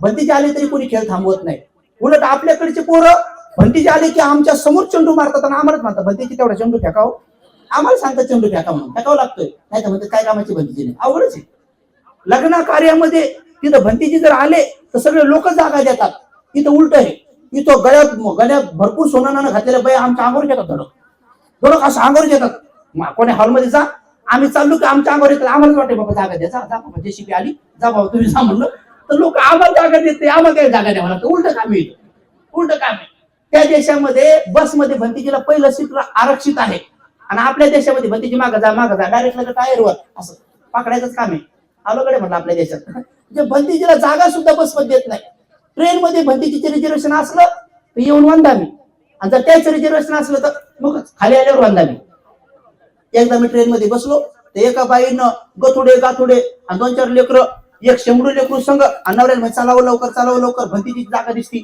मला म्हणजे भंतीची तुमचं रिझर्वेशन म्हणलं हो मग धरा म्हणे पोरग दिलं शेंबडू पोरग माझ्याजवळ आणि गेली ते सासूला आणायला आता लेकराचं तोंड तिकडं आणि ते लेकरू आणि त्याच्या नळ्या डायरेक्ट चुरावरच पडायची वेळ आली म्हणलं बापरे याचा शेंबडू कोणा काढा म्हणला ह्या कटकटी मुलं आम्ही लग्न नाही केलं म्हणलं आणि ते लेकरू असं चिरकू लागलं कारण मम्मी गेली तर रडू लागलं आवडू लागलं आणि ती गेली सासूला आणायला तिकडून आणलं सासूला म्हणजे चला म्हणजे जागा आहे म्हणते आपल्या भंतीची जागा आहे म्हणजे आणि त्या लेकरानं मधातच माझ्याकडे पाहिलं असं आरडलं लय भेलं लय चिरकलं त्याला कधी भंतीची पाहिले नव्हते आणि डायरेक्ट माझ्याकडे पाहिलं मुंडल आणि असं भेलं आता त्याला कसं समजावं त्याला हाडगाय म्हणावं कसं म्हणावं तर कठीण काम आहे म्हणून अनेक लोकांना अजून लहान लेकरांना संस्कार टाकायचे सुद्धा माहित नाही की कसे संस्कार टाकावं काय टाकावं किंवा काय करावं म्हणून झोक्यात लेकरं टाकताना सुद्धा तुम्हाला झोक्यात संस्कार द्यावा लागतील एवढंच नाही तर तुम्हाला गर्भाशयात बाळ ज्या दिवशी जन्माला आलं गर्भाशयात आलं तेव्हापासूनच तुम्हाला गर्भ सुरक्षा विधी आणि 3 महिन्यापासून तर 9 महिन्यापर्यंत गर्भ सुसंस्कार विधी करावा लागेल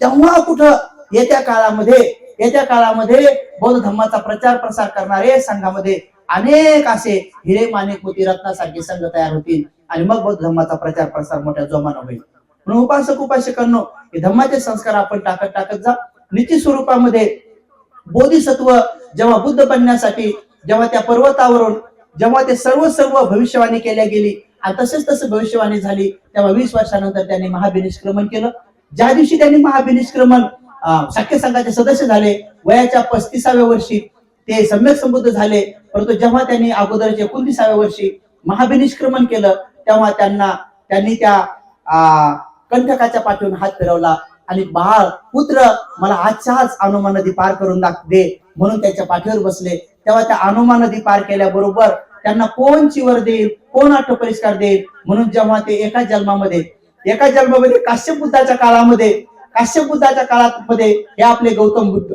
तेव्हा ज्योतिपाल नावाचे बोधिसत्व होते. ज्योतिपाल नावाचे बोधिसत्व होते आणि त्या काश्यप बुद्धाच्या काळामध्ये घटिकार कुंभार होता. तो त्या काश्यप बुद्धाचा खूप चांगला शिष्य होता आणि ज्योतिपाल आणि घटिकार कुंभार मित्र होते. घटिकार कुंभार नेहमी म्हणायचा की हे मित्र ज्योतिपाल, काश्यप बुद्धाच्या दर्शनासाठी चलना. तर तेव्हा ते ज्योतिपाल म्हणायचे की मला नाही यायचं. तेव्हा ते ब्राह्मण होते, जटाधारी होते. तेव्हा ते वारंवार म्हणायचे घटिकार कुंभार चलना. पण ते नाही म्हणायचे. त्यांनी आयडिया त्यांना नदीवर आंघोळीला घेऊन गेले. त्यांच्या जटात हात घातला. अरे भगवान बुद्ध इथून दिसतात म्हणे, चल ना आता. आणि मग ते घटिकार कुंभारच त्यांना तिथे घेऊन गेले. भगवंताचं दर्शन घेतल्याबरोबर, उपदेश ऐकल्याबरोबर ज्योतिपालांना आपल्या अनेक जन्माचं स्मरण झालं की अरे मी तर अनेक जन्मात पारमिता पूर्ण करत आलो. माझी भविष्यवाणी प्रत्येक बुद्धाने केली. आता हे बी सम्यक संबुद्ध आहेत. मग त्यांनी बी भविष्यवाणी पाहिले की अरे ज्योतिपाल साधे सुधे नाहीत, हे भावी बुद्ध आहेत. आणि मग ते तिथंच भिक्षू झाले. आणि भिक्षू झाल्यानंतर मग त्यांनी तिथून ते ब्रह्मलोकात, तिथं तुषिदेव लोकामध्ये गेले आणि तिथं त्यांनी ध्यान करत बसले. आणि घटिकार कुंभार जेव्हा हे सिद्धार्थ गौतम म्हणून जन्माला आले, जेव्हा महाभिनिष्क्रमण करायचं, तेव्हा हे घटिकार कुंभार तेव्हा घटिकार ब्राह्मा म्हणून उत्पन्न झाले. मग तेव्हा त्यांनी पाहिलं की माझा मित्र ज्योतिपाल आता सिद्धार्थ गौतम म्हणून उत्पन्न झालेत आणि आज ते महाभिनिष्क्रमण करून बुद्ध बनणार आहेत. अरे मीच त्यांना काश्यप बुद्धाकडे पाठवलं होतं. आज मी ब्रह्म झालो, याच्यामुळे झालं मी बुद्धाची सेवा केलेली आहे. आज माझा मित्र बुद्ध होणार आहे. मग मी त्यांना अठ्ठपरिष्कार घेऊन जातो. म्हणून पहिला अठ्ठपरिष्कार घटिकार ब्रह्माने आपल्या सिद्धार्थ गौतमांना त्या हनुमान नदीच्या काठावर घेऊन आले. तिथं ते दान दिलं आणि त्या अठ्ठपरिष्कार स्वीकारून मग नंतर त्यांनी पुढं राजा बिंबिसाराच्या नगरीकडे ते आले. तिथं त्यांनी त्या उंच पहाडावर बिंबिसारा राजाने पाहिलं. सगळं राज्य घे म्हणून म्हटलं. त्यांनी ते नाकारलं. 6 वर्ष कठोर तपश्चर्या केली. मग सुजाताची खीर घातली. निरंजना नदीमध्ये आले. ते पात्र टाकलं. उलट्या दिशेनं वाहत जाऊन ते छंदिशी वाजलं. जो नागराजा होता तो नागराजा म्हणे अरे कालच तरी एक बुद्ध झाले, आज कोण बुद्ध झाले, होऊ लागले डबल. पण खरं पाहता ते भिक्षापात्र 30,000 कल्पापूर्वी पडलं, 30,000 वर्षापूर्वी पडलं होतं. काश्यप बुद्ध झाले होते. तर तेव्हा तो नागराजा जागी झाला आणि त्यांनी पाहिलं सिद्धार्थ गौतम आज बुद्ध बनणार आहेत. हे त्यांचं भिक्षापात्र आहे. असे 4 भिक्षापात्र तिथं आहेत. आणखी एक भिक्षापात्र आता येणारे आर्य मैत्री बुद्धाचं तिथं पडणार आहे. तेव्हा ते जागी झाले आणि त्यांनी पाहिलं आणि त्यांना निरंजन नदी पार केल्यानंतर पिंपळाचं झाड जे त्यांच्या जन्माच्या दिवशी जन्माला आलं होतं, त्या पिंपळाच्या झाडाखाली ते येऊन बसले आणि त्या वैशाख पौर्णिमेच्या रात्री 3 प्रहारामध्ये त्यांनी बुद्धत्व प्राप्त केलं. पहिल्या प्रहारामध्ये त्यांना कुब्बे निवासानुसतीचं ज्ञान प्राप्त झालं. म्हणजे पूर्व जन्माचं स्मरण झालं. मी काय होतो, कसा होतो, कुठं होतो, काय माझं मुख्य कार्य होतं, कोणत्या कारणाने मरण पावलो, मेल्यावर कुठं गेलो आणि काय पारमिता केल्या, हे सारं ते सारं, एक जन्म नाही, 2 जन्म नाही, 1 कोटी नाही, 1 अब्ज नाही, 1 कल्प नाही, 2 कल्प नाही, करोडो कल्प नाही, संवर्त विवर्त कल्पापर्यंत सारे ते सारे जन्म त्यांना त्या 4 घंट्याच्या आत दिसले. एका प्रहारात त्यांना सगळे दिसले.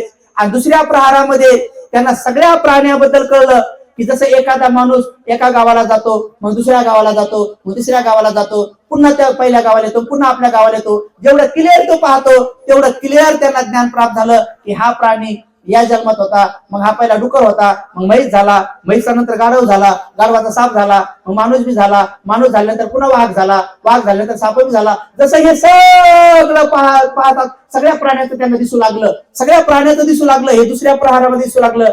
स्वतःबद्दल त्यांना संवर्त विवर्त कल्प दिसले.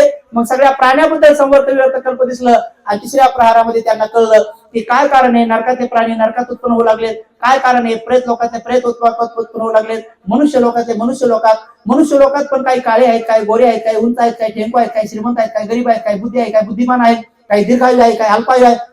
काय कारण आहे हे सगळे त्यांना कारण कळू लागले. काय कारण आहे देवलोकात आहे, काही देवलोक खूप चमकदार आहे, काही दीर्घायू आहेत, काही अल्पायू आहे. देवलोकातून सुद्धा नरक लोकात चालले, देवलोकातून सुद्धा देवलोकात चालले, देवलोकातून प्रेत लोकात चालले, देवलोकातून मनुष्य लोकात चालले. काय कारण आहे एवढे उच्च कोटी जाऊन सुद्धा खाली पडू लागलेत, काय कारण आहे खालचे लोक सुद्धा वर चाललेत. सारे 31 लोक दिसला आणि त्याचे कारण न दिसले. कारण भाव त्यांना उत्पन्न झाला. कुब्बे निवासानुसती, प्रतिते समुत्पाद सिद्धांत, कार्यकारण भाव या तिन्ही मिळून त्यांना बुद्धत्व प्राप्त झालं. आणि ते बुद्धत्व त्यांनी एक सप्ताहापर्यंत त्यांनी तिथे बसून बोधी मंडल मध्ये पाहिलं. दुसऱ्या सप्ताहामध्ये त्यांनी बोधी वृक्षाकडे अनिमिष पद्धतीनं 7 दिवस पर्यंत पाहिलं. तिसऱ्या सप्ताहामध्ये संक्रमण केलं आणि 4थ्या सप्ताहामध्ये देवता लोकांद्वारे रतनघर जे रत्नाचं घर बनवून दिलं गेलं होतं, रतनघर मध्ये जेव्हा त्यांनी भंतेजी नेहमी ज्या पठाण सुताचा पाठ करतात, जेव्हा त्यांनी तो बोध त्यांना झाला तेव्हा त्यांच्या शरीरामधून 6 रंगाच्या रश्मी निघाल्या. ज्या 6 रंगाच्या रश्मी आहे त्या 6 रंगाच्या रश्मी म्हणजेच हे ध्वज, जे आपण सकाळी सकाळी 2-3 ठिकाणी ध्वजारोहण केलं, तर ते ध्वजारोहण म्हणजे आपल्या भगवंताच्या शरीरातून 4थ्या हप्त्यामध्ये निघाले ते रंग आहे. 6 रंगाचे, 6 आहे ते पंचरंगी नाही, 6 रंग आहेत. आणि तेव्हा त्यांच्या शरीरातून निघाल्या. म्हणून त्या काळातले लोक घरावर झेंडे लावत होते का, ज्यांच्या शरीरातून या 6 रंगाच्या रश्मी निघतात त्यांचे आम्ही अनुयायी आहोत, असा त्याचा अर्थ होतो. आणि मग त्याच्या शरीरातून त्या रश्मी निघाल्या. आणि मग आणखी त्यांनी 7 हप्ते तिथे राहिले. हे ज्ञान मी कोणाला सांगावं. मग त्यांना आई आठवली, आई मरण पावलेली होती. मग नंतर त्यांना ते आलार कालामुद्दक रामपूत आठवले, ते दोघंही ब्रह्मलोकामध्ये गेले होते. मग त्यांना ते 5 जण दिसले ज्यांनी त्यांची मनोभावे सेवा केली होती. मग ते 5 जण कुठं आहेत? मग ते सारनाथला मृगदाय वनात आहेत. मग तिथं त्यांनी येऊन त्यांना धम्माचा उपदेश द्यायचं ठरवलं. आणि मग ते तिथं आले धम्माचा उपदेश देण्यासाठी. जेव्हा जात होते तेव्हा रस्त्यामध्ये त्यांना एक नग्न साधू दिसला. त्यांना तो नग्न साधू दिसला. उपक त्याचं नाव होतं. त्यांनी पाहिल्याबरोबर त्यांनी असा महापुरुष कधीच पाहिला नव्हता. 32 लक्षणांनी परिपूर्ण, 80 शुभचिन्हांनी परिपूर्ण. बुद्ध झाल्याबरोबर त्यांच्या शरीरातून 6 रंगाच्या रश्मी सहज चक्रागत दिसत होत्या. ते स्पष्ट त्यांनी पाहिल्या. तेव्हा त्यांनी विचारलं की आपण देव आहात का? तेव्हा ते म्हणाले नाही. मग आपण यक्ष आहात का? नाही. मग ब्रह्म आहात का? शक्र आहात का? सगळं सगळं सगळं विचारलं. तेव्हा भगवान तथागत नाही नाही म्हणतात. मग तो विचारतो की आपण मनुष्य आहात का? तर तेव्हा ते म्हणतात नाही, मी मनुष्य बी नाही. मग आपण आहात तरी कोण? आहात तरी कोण? तेव्हा भगवान करुणेनं म्हणतात की तुम्हाला तथागत समज, तुम्हाला परिपूर्ण संबोधी प्राप्त झाले तथागत बुद्ध समज. पण त्याला काही ते समजलं नाही. त्यांनी विनंती केली नाही, याचना केली नाही, कारण त्याच्या पारमिता नव्हत्या. मग विचार करा, एवढा मोठा तपस्वी, एवढा मोठा योगी, एवढा मोठा संन्यासी, एवढा मोठ्या जंगलात राहिलेला, त्याला बुद्ध स्वतःहून सांगतात मी तथागत आहे, तरी त्याचा विश्वास नाही. तर हे एवढं मी सांगितलं, एवढा विश्वास बसंत लोकांना. प्रत्यक्ष बुद्ध सांगून जर बुद्धावर विश्वास बसत नाही, तर या सगळ्या गोष्टी सांगायला श्रद्धा लागते, यासाठी शील लागते, यासाठी समाधी लागते. म्हणून तुम्ही हळूहळू हळूहळू या सगळ्या गोष्टी वाढवा. पहिल्या रीतीने तुम्ही विश्वास तर ठेवा. विश्वासाच्या नंतरच या हळूहळू हळूहळू गोष्टी तुम्हाला परिपूर्ण समजणं सुरू होतील. आणि म्हणून मग त्यांनी धम्मचक्र प्रवर्तन केलं. त्याच्यामध्ये 4 आर्य सत्य, हे 12 अंगानी एवं ती परिवर्तन द्वादशाकारण यथा भूतं ज्ञान दर्शनं न सुविशुद्धं आवशी. जोपर्यंत मला हे 4 आर्य सत्य 12 अंगांनी कळले नाही, तोपर्यंत मी बुद्ध झाल्याचा दावा केला नाही. पण जेव्हा ते म्हणाले की सुविशुद्धं आवशी मला कळले, तेव्हा त्यांनी बुद्ध झाल्याचा दावा केला. आणि मग तो दावा त्यांनी त्या 5 जणांना सांगितला. त्यातले कौंडिन्य अगोदर आरहंत झाले. आळीपाळीनं ते 5ही जण आरहंत झाले. तो कालावधीचे 5 भिक्षू आरहंत होण्याचा जे आहे तो कालावधी म्हणजे बरोबर नागपंचमीचा जो दिवस आहे. म्हणून नागपंचमी बौद्धांचा सण आहे, कारण भिक्षूंना नाग म्हणतात, अरहंत भिक्षूला नाग म्हणतात. पंचमी म्हणजे 5 भिक्षू आरहंत झाल्याचा उत्सव देवता लोकांकडून मनुष्य लोकांकडून विशेष पद्धतीने केला गेला. आणि तो उत्सव आता साप पंचमी म्हणून लोक साप पंचमी नाही, नागपंचमीचा उत्सव केला गेला. आणि अशा रीतीनं ते महापुण्य कर्म असं येत येत येत येत येत येत बाबासाहेबांपर्यंत आलं. आणि बाबासाहेबांनी फार करुणा करून आपल्याला हा सद्धम्म दिला. आपलं सर्वांचं कर्तव्य आहे की आपण हा धम्म आपल्या जीवनात उतरवला पाहिजे आणि आपलं मंगलमय केलं पाहिजे. आणखी 2 भंतेजीला उपदेश द्यायचा आहे. हे सविस्तर सांगायला खूप 6-7 दिवस लागतात. नक्की त्याचे व्हिडिओ बनवून मी टाकेल. तुम्ही आपल्या ज्ञान सत्यशोधक युट्यूब चॅनलला बघायचं आहे. मी लोकांना उपसत पालन करता यावं म्हणून जवळजवळ 20 वर्षापासून कॅलेंडर काढत आहे. मी काही कॅलेंडर सोबत आणलेले आहेत का, तुम्ही ज्ञान सत्यशोधक कॅलेंडर नानापणा तोटा तत्वावर 50 रुपयात आपण तिथे ठेवलेलं आहे, तर तुम्ही नंतर ते घेऊ शकता. कारण मी तिच्यात अचूक कोणत्या दिवशी उपसत केले पाहिजे, उपसत हे चतुर्दशीला सांगितलेलं आहे. चतुर्दशीला सांगितलेलं आहे कारण हे चंद्राच्या आधाराने उपसत सुरू केलेले आहे. चतुर्दशीला थोडस कोर असते, अमावस्याला चंद्र बिलकुल नसतो. म्हणून चंद्रावर सस्याचं चित्र दिसतंय, तर ते सस म्हणजे आपले बोधिसत्व चक्र सस्याच्या भावामध्ये होते. चक्रदेव राजाने त्यांची परीक्षा घेण्यासाठी उपसताच्या दिवशी काय पारमिता करतात म्हणून त्यांच्याकडे आले होते. त्यांनी स्वतः अंग झटकून जाळात उडी मारले होते, पण त्यांना काही झालं नव्हतं. म्हणून त्यांना सत्कार करता यावा म्हणून चंद्रावर जे चित्र सध्या दिसतंय ते आपल्या बोधिसत्वाचंच आहे. जोपर्यंत चंद्र सुरू आहे पृथ्वी राहणार आहे, तोपर्यंत आपल्या बोधिसत्वाचा सन्मान म्हणून राहणार आहे. म्हणून हे अमावस्या नसून भिक्षूचा उपसत आहे अमावस्या, उपासकाचा उपसत आहे चतुर्दशी. म्हणून तुम्ही तेही गाणं ऐकलं असेल, कोणतं? 14वीं का चांद है, 15वीं का चांद है असं काऊन नाही म्हणत?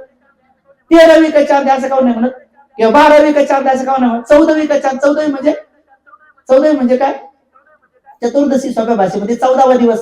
14वा दिवस म्हणजे थोडीशी चंद्राची कोर राहते. 15व्या दिवशी पूर्ण अंधार असतो, अमावस्या असते. आणि म्हणून हे उपसत देत असतात. उपसताच्या एका दिवशी देवता लोकांचे पुरोहित येतात. बघतात कृष्णाष्टमीला की कोण कोण माता पित्याची सेवा करते, कोण मनोभावे शुद्ध स्वरूपात 3 अंगांनी उपवास पालन करते. नंतर मग काही दिवसांना देवकथाचे सेवक येतात, देवताचे सेवक येतात कृष्णाष्टमीला. शुक्लाष्टमीला देवकाचे पुरोहित येतात आणि देवतांचे पुत्र येतात आपल्या चतुर्दशीला. आणि पौर्णिमेच्या दिवशी स्वतः प्रत्यक्ष देवराज येतात, हात जोडून लोकांकडून पुण्य करून देतात. आणि म्हणून आपण हे 4 उपवास अवश्य केले पाहिजे, जिच्यामध्ये आपल्या सगळ्यांचं मंगल सामावलेलं आहे. आणखी 2 मिनिटांमध्ये थोडीशी 1-2 उदाहरण सांगतो की या व्यावहारिक सांसारिक जीवनामध्ये घरामध्ये जर शांतता निर्माण करायची असेल, परिशुद्धता ठेवायची असेल, वाद कटकट होऊ द्यायचे नसेल तर महिलांच्या त्या हाती आहे. तर जसं ग्रहमंगल प्रवेश करत असताना घराचा पाया मजबूत असावा लागतो, घराच्या भीती मजबूत असावं लागतात, छत मजबूत असावं लागते, तेव्हा ग्रहमंगल प्रवेश होतो. तसं तुमच्या संसाराचा पाया आहे, तुमच्या संसाराचा पाया आहे विश्वास. विश्वास नावाचा पाया भरा, सहनशील नावाच्या भीती टाका, क्षमाशील नावाचं छत टाका, तुमचा संसार सुखाचा होईल. म्हणून विश्वास संपादन करा, क्षमाशील बना आणि सहनशील बना.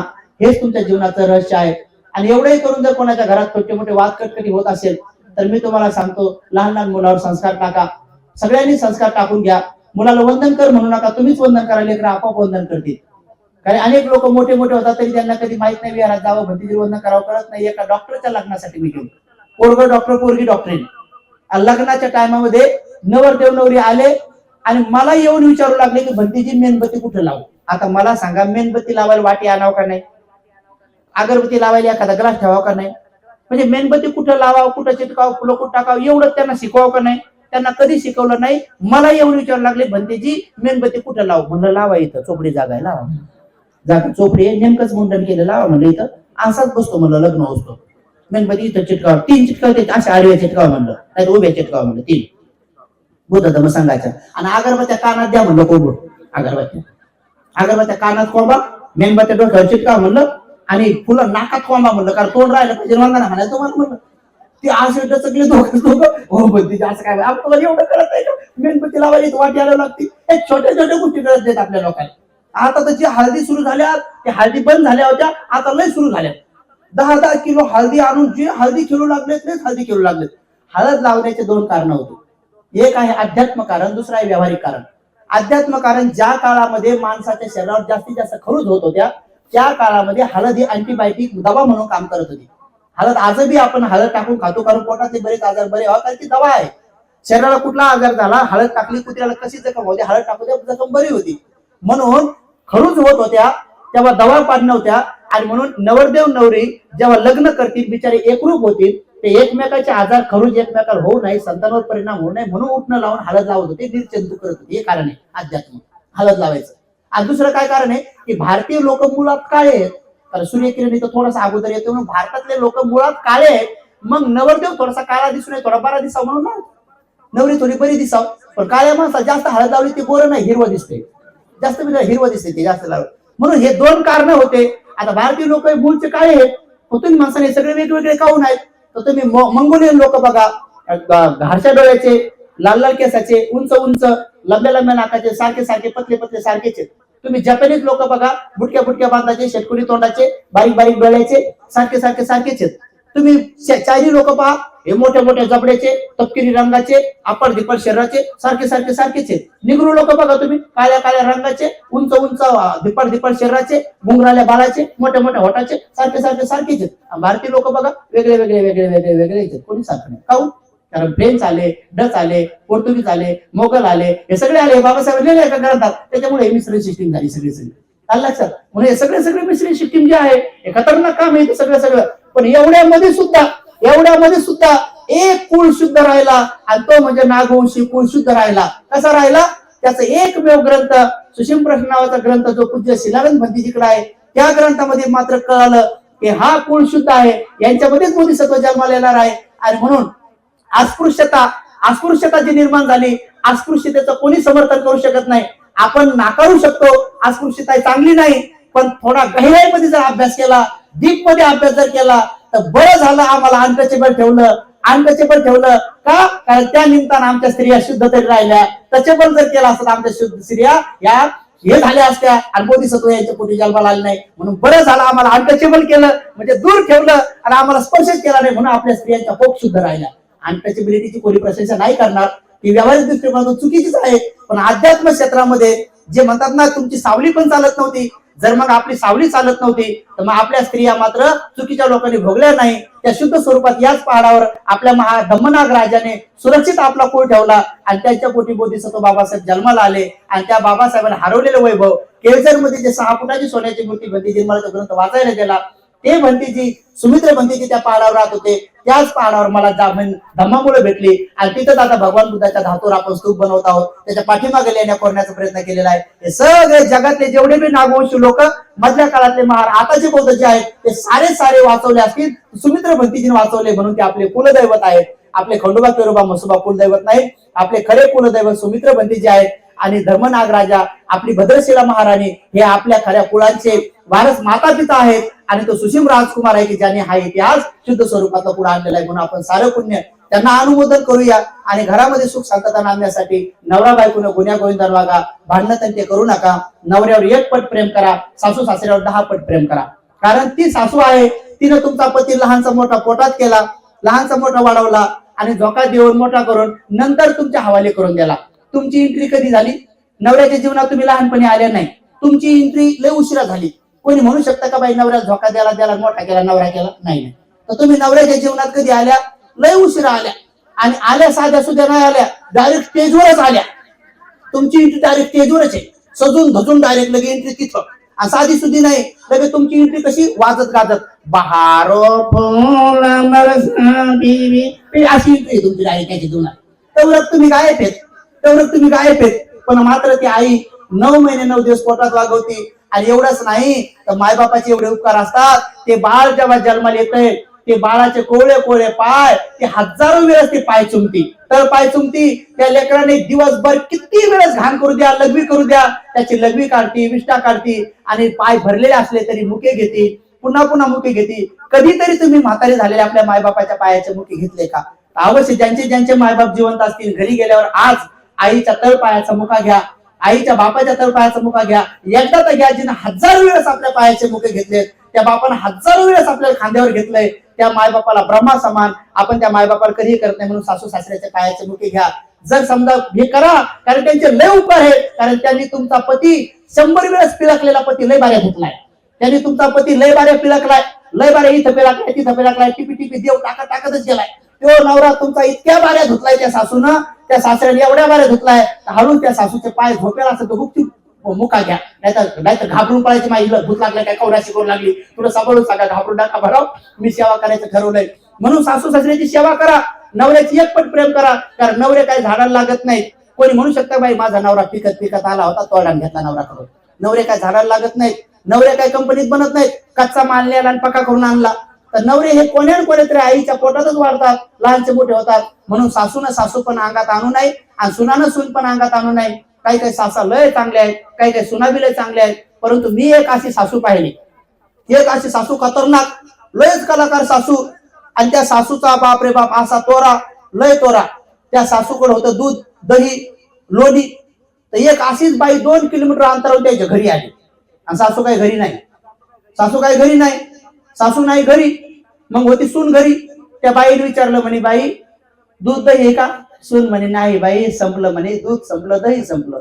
आता संपल्यावरती बाई गेली वापस. इथे सासू रस्त्यात भेटली. म्हणे कुठे गेलती? म्हणे बाई तुझ्याच घरी गेली होती. कशाला? म्हणे दूध आणि दही आणायला. म्हणे मग काय झालं? तू ही सून म्हणली की दूध नाही दही नाही असं म्हणली म्हणे, चाल म्हणे. आता हिला वाटलं हाय का काय, हिला 2 किलोमीटर वापस नेलं. चाल म्हणे घरी. आणि घरी नेल्यावर पदर खावला सुनाल म्हणे बाहेर. सून घाबरतच बाहेर आली. म्हणजे काय झालं? म्हणे तू यायला काय म्हणली?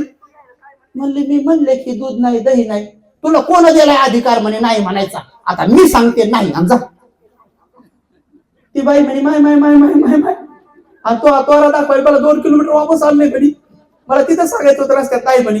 तर अनेक सासाला असं वाटतं की नाही म्हणायचा बी अधिकार सुनाल नाही. असे सासू असावं का खोडसा? तर आपण असं सासा बनवू नाही, आपण चांगल्या सासा बनावं. आणि तिच्याच मांडीवर आपल्याला शेवटचा जीव प्राण सोडायचा आहे. कारण आपलं तारुण्य असतंय पण सासूचं म्हातारपण असतंय. पण जेव्हा तुम्ही सासू होता तेव्हा तुमच्या सुनाचं तारुण्य असतंय. मग मात्र त्या अशी पाठ घासतात, सारखंच काढतात.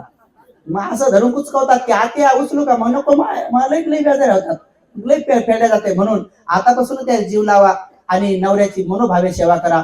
मला एक उदाहरण नेहमी आठवतंय, तेवढं सांगतो परिचय समाप्त करतो. घरात सुख शांतता नांदायची असेल तर महिलांमध्ये सहनशीलता आहे. महिलांनी काय करायचं, संध्याकाळच्या वेळी पाठ टाकायचा, बकेटीत पाणी घ्यायचं आणि नवऱ्याची वाट पाहायची आणि चेहरा प्रसन्न ठेवायचा. ज्या दिवशी तुम्ही नवरी बनून आल्या होत्या तसं राहायचं. लगेच घरात भांडणच होत नाही, कधीच होत नाही. असं प्रसन्न राहायचं, असं पोतारल्यासारखं तोंड नाही ठेवायचं. काही काही महिला नवरा कामावर आल्या बरोबर म्हणतात कधी आणतावं, मग का मेल्यावर आणता का काय, त्याची अशी भीती वाढते. ती लई भीती मेले बिचारी, लई लई ते टेन्शन येत नाही, महिला मुळच येत. तर तसं करू नये, प्रसन्न चेहरा ठेवा. आणि नवरा दरवाजात आला की बकेटीत पाणी, उन्हाळ्याचे दिवस असेल तर पाणी थंड आणि हिवाळ्याचं असेल तर पाणी गरम, नाही भांडण तिथं सुरू होते बरं, पक्क ध्यानात ठेवा. आणि नवरा आला की असे हात जोडायचं, म्हणजे स्वामी या, स्वामी या, स्वामी या म्हणायचं, स्वामी म्हणायचे. आणि स्वामीला पाटावर उभं करायचं, पाय धुवून द्यायचे, मस्त पाय पुसून द्यायचे, संध्याकाळी पाय दाबून द्यायचे. आणि म्हाताऱ्या सासू सासऱ्याला तेल लावून मालिश करून मग झोपायचं. त्या घरात भांडण होत नाही, कधीच होत नाही, भांडणच होत नाही. माझं हे प्रवचन ऐकलं, खाली उतरल्याबरोबर एक बाई आली, म्हणे भंतेजी तुमचं पटलं म्हणे मला, पण एवढं सगळं करायला सासू सासऱ्या नवरा गुणी पाहिजे ना म्हणे. गुणी गुणी असेल तर कोणाला करा वाटल, आणि जर फळसाळा असेल तर कोण करावं म्हणे. म्हणलं बा कसे असले करावं, चांगलं आहे. ते झालं तर दुसरी बाई आली, म्हणे भंतेजी अवगुणी तर सोडा म्हणे, पण पेनारा नवरा त्याचं काय करावं सांगा, पेनाऱ्याचं कसं करावं म्हणे. म्हटलं बा पेनारा असला तरी म्हणा स्वामी या या या, कमी प्या प्या प्या. स्वामी पडले पडले पडले, स्वामी वकले वकले वकले. आणि स्वामीला धरा धरा धरा, स्वामीला पुसा पुसा म्हणून करा. म्हणलं बा शेवा, आता कसा पेनारा असो कसा असो. ती म्हणे अहो भंतीचे लग्न झाल्यापासून मी रोज शिव्या देते आणि ते रोज पिऊन येते म्हणे. आमच्या घरात रोजच भांडण आहे, पण तुम्ही म्हणता तर करते बरं म्हणे उद्या प्रयोग. त्या बिचारीने माझं ऐकलं, पाठ टाकला, बकेटीत पाणी घेतलं. नवऱ्याला माहित नाही घरी काय होणार, त्याला माहितच नाही घरी काय होणार. ते आलं पिऊन भांगडा खेळत, आणि जसं दरवाजात आलं तर हिनं लगेच हात जोडले, म्हणजे स्वामी या, स्वामी या असं म्हणल्याबरोबर ते चिंग करूनच गेलं.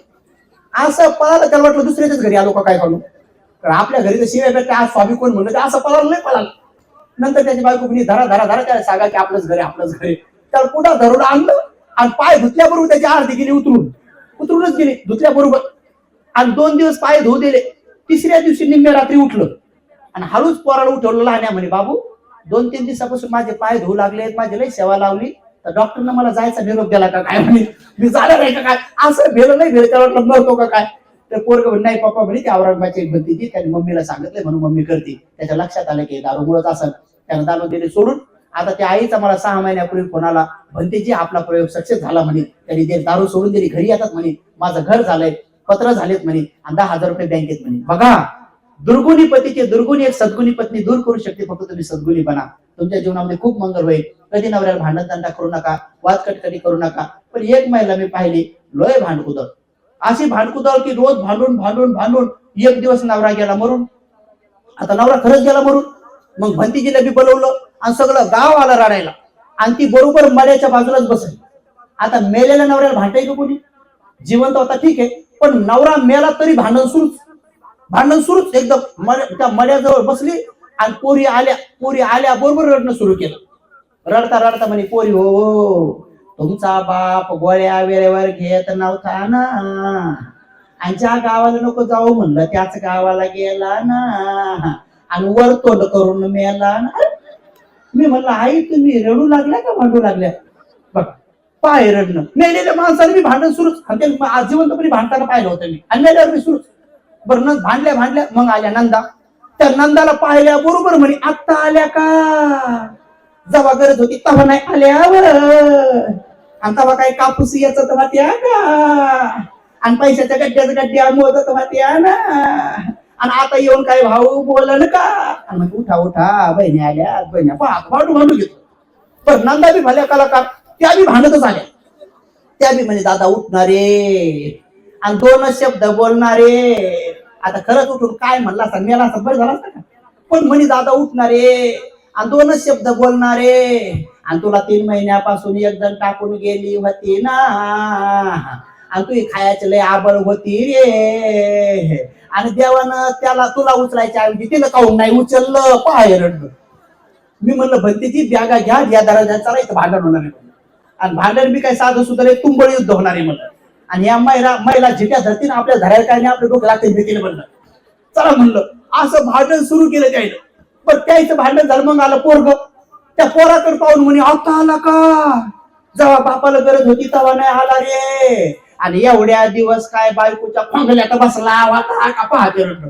ते पोरगा असं चिंग पळालं ते डबल आलंच नाही. ते म्हणे बाबा म्हातारी खिचडी मी स्मशान भूमी त्याच्या तुम्हाला डायरेक्ट आला. बघा त्याला भांडल्या पोरीला भांडल्या. मग आला इवायला पाहिल्या बरोबर म्हणे दादा निरपावर निरप दिले ना पण तुम्ही एकदा बी नाही आले ना. जरी एकदा येऊन गेले असते तर तुमच्या काय मिशा गळून पडल्या असत्या का पाहत्या इवायला. त्या इवायला त्या मोठ्या मोठ्या मिशा त्याला झाकूनच घेतल्या. मिशा झाकूनच घेतल्या. रडता रडता म्हणे बाई जवरक महाबुवा होता तवरक मिशा बुडूस्तोर खाल्लं आणि मिशा बुडूस्तोर राहून राहून मिशावरच बोलायची. ती म्हणे चला तुमच्या मिशावर बोलू लागली म्हणे चला म्हणे. बघा त्या इनीला भाडल्या इवायला भाडल्या सगळ्याला भाडल्या. मग नंतर मला म्हणे भंतेजी तुम्हाला एक सांगू का. म्हणलं त्या 2-4 शिवाय आम्हाला द्या. आता सगळे झाले भंतेजीच उरले त्या. म्हणलं नाही नाही बाबा तुम्हाला कशाला शिव्या देऊ म्हणे. म्हणलं मग काय सांगायचं सांगा. म्हणे भंतेजी महाराजा लय चांगला होता हो. मला आम्ही कधी म्हणले खराब होता. तुम्ही कोणालाच बोलू द्यायला म्हटलं. म्हणे भंतेजी लय चांगला राजा होता. नाही नाही म्हणले तुम्हाला कपडे आणायचा काही काही आणायचा. आणि मागच्याच महिन्यात भंतेजी मला सोनं केलं व पण मग खरं सोनं गेलं व. आणि भंतेजी मी आता या सोन्याचं काय करू. मला म्हणे आम्हाला देऊन टाका. म्हणजे मुकेश बसा आम्हाला कशा विचारावं म्हणलं काय करू. मी तिकडे भगवान बुद्धाची मूर्ती बनवू लागलो तिचा चेहरा सोन्याचा बनवू लागलो म्हणून म्हणलं द्या मला. तुम्हाला म्हणजे मुकेश बसा म्हणलं बसा तर बसा मुकेश बघ कसं विचारावं म्हणलं. असं भांडू घेतलं नवऱ्याला. असं भांडलं नाही पाहिजे. खूप चांगलं जीवन जगलं पाहिजे. आजच्या मंगल प्रसंगी सर्वांचं मंगल हो सर्वांचं कल्याण हो सर्वजण सुखी हो सुखी हो सुखी यतो यतो सम्मा सती खंडानंद उदयद्वयम्. यतो यतो सम्मा सती खंडानंद उदयद्वयम् लभते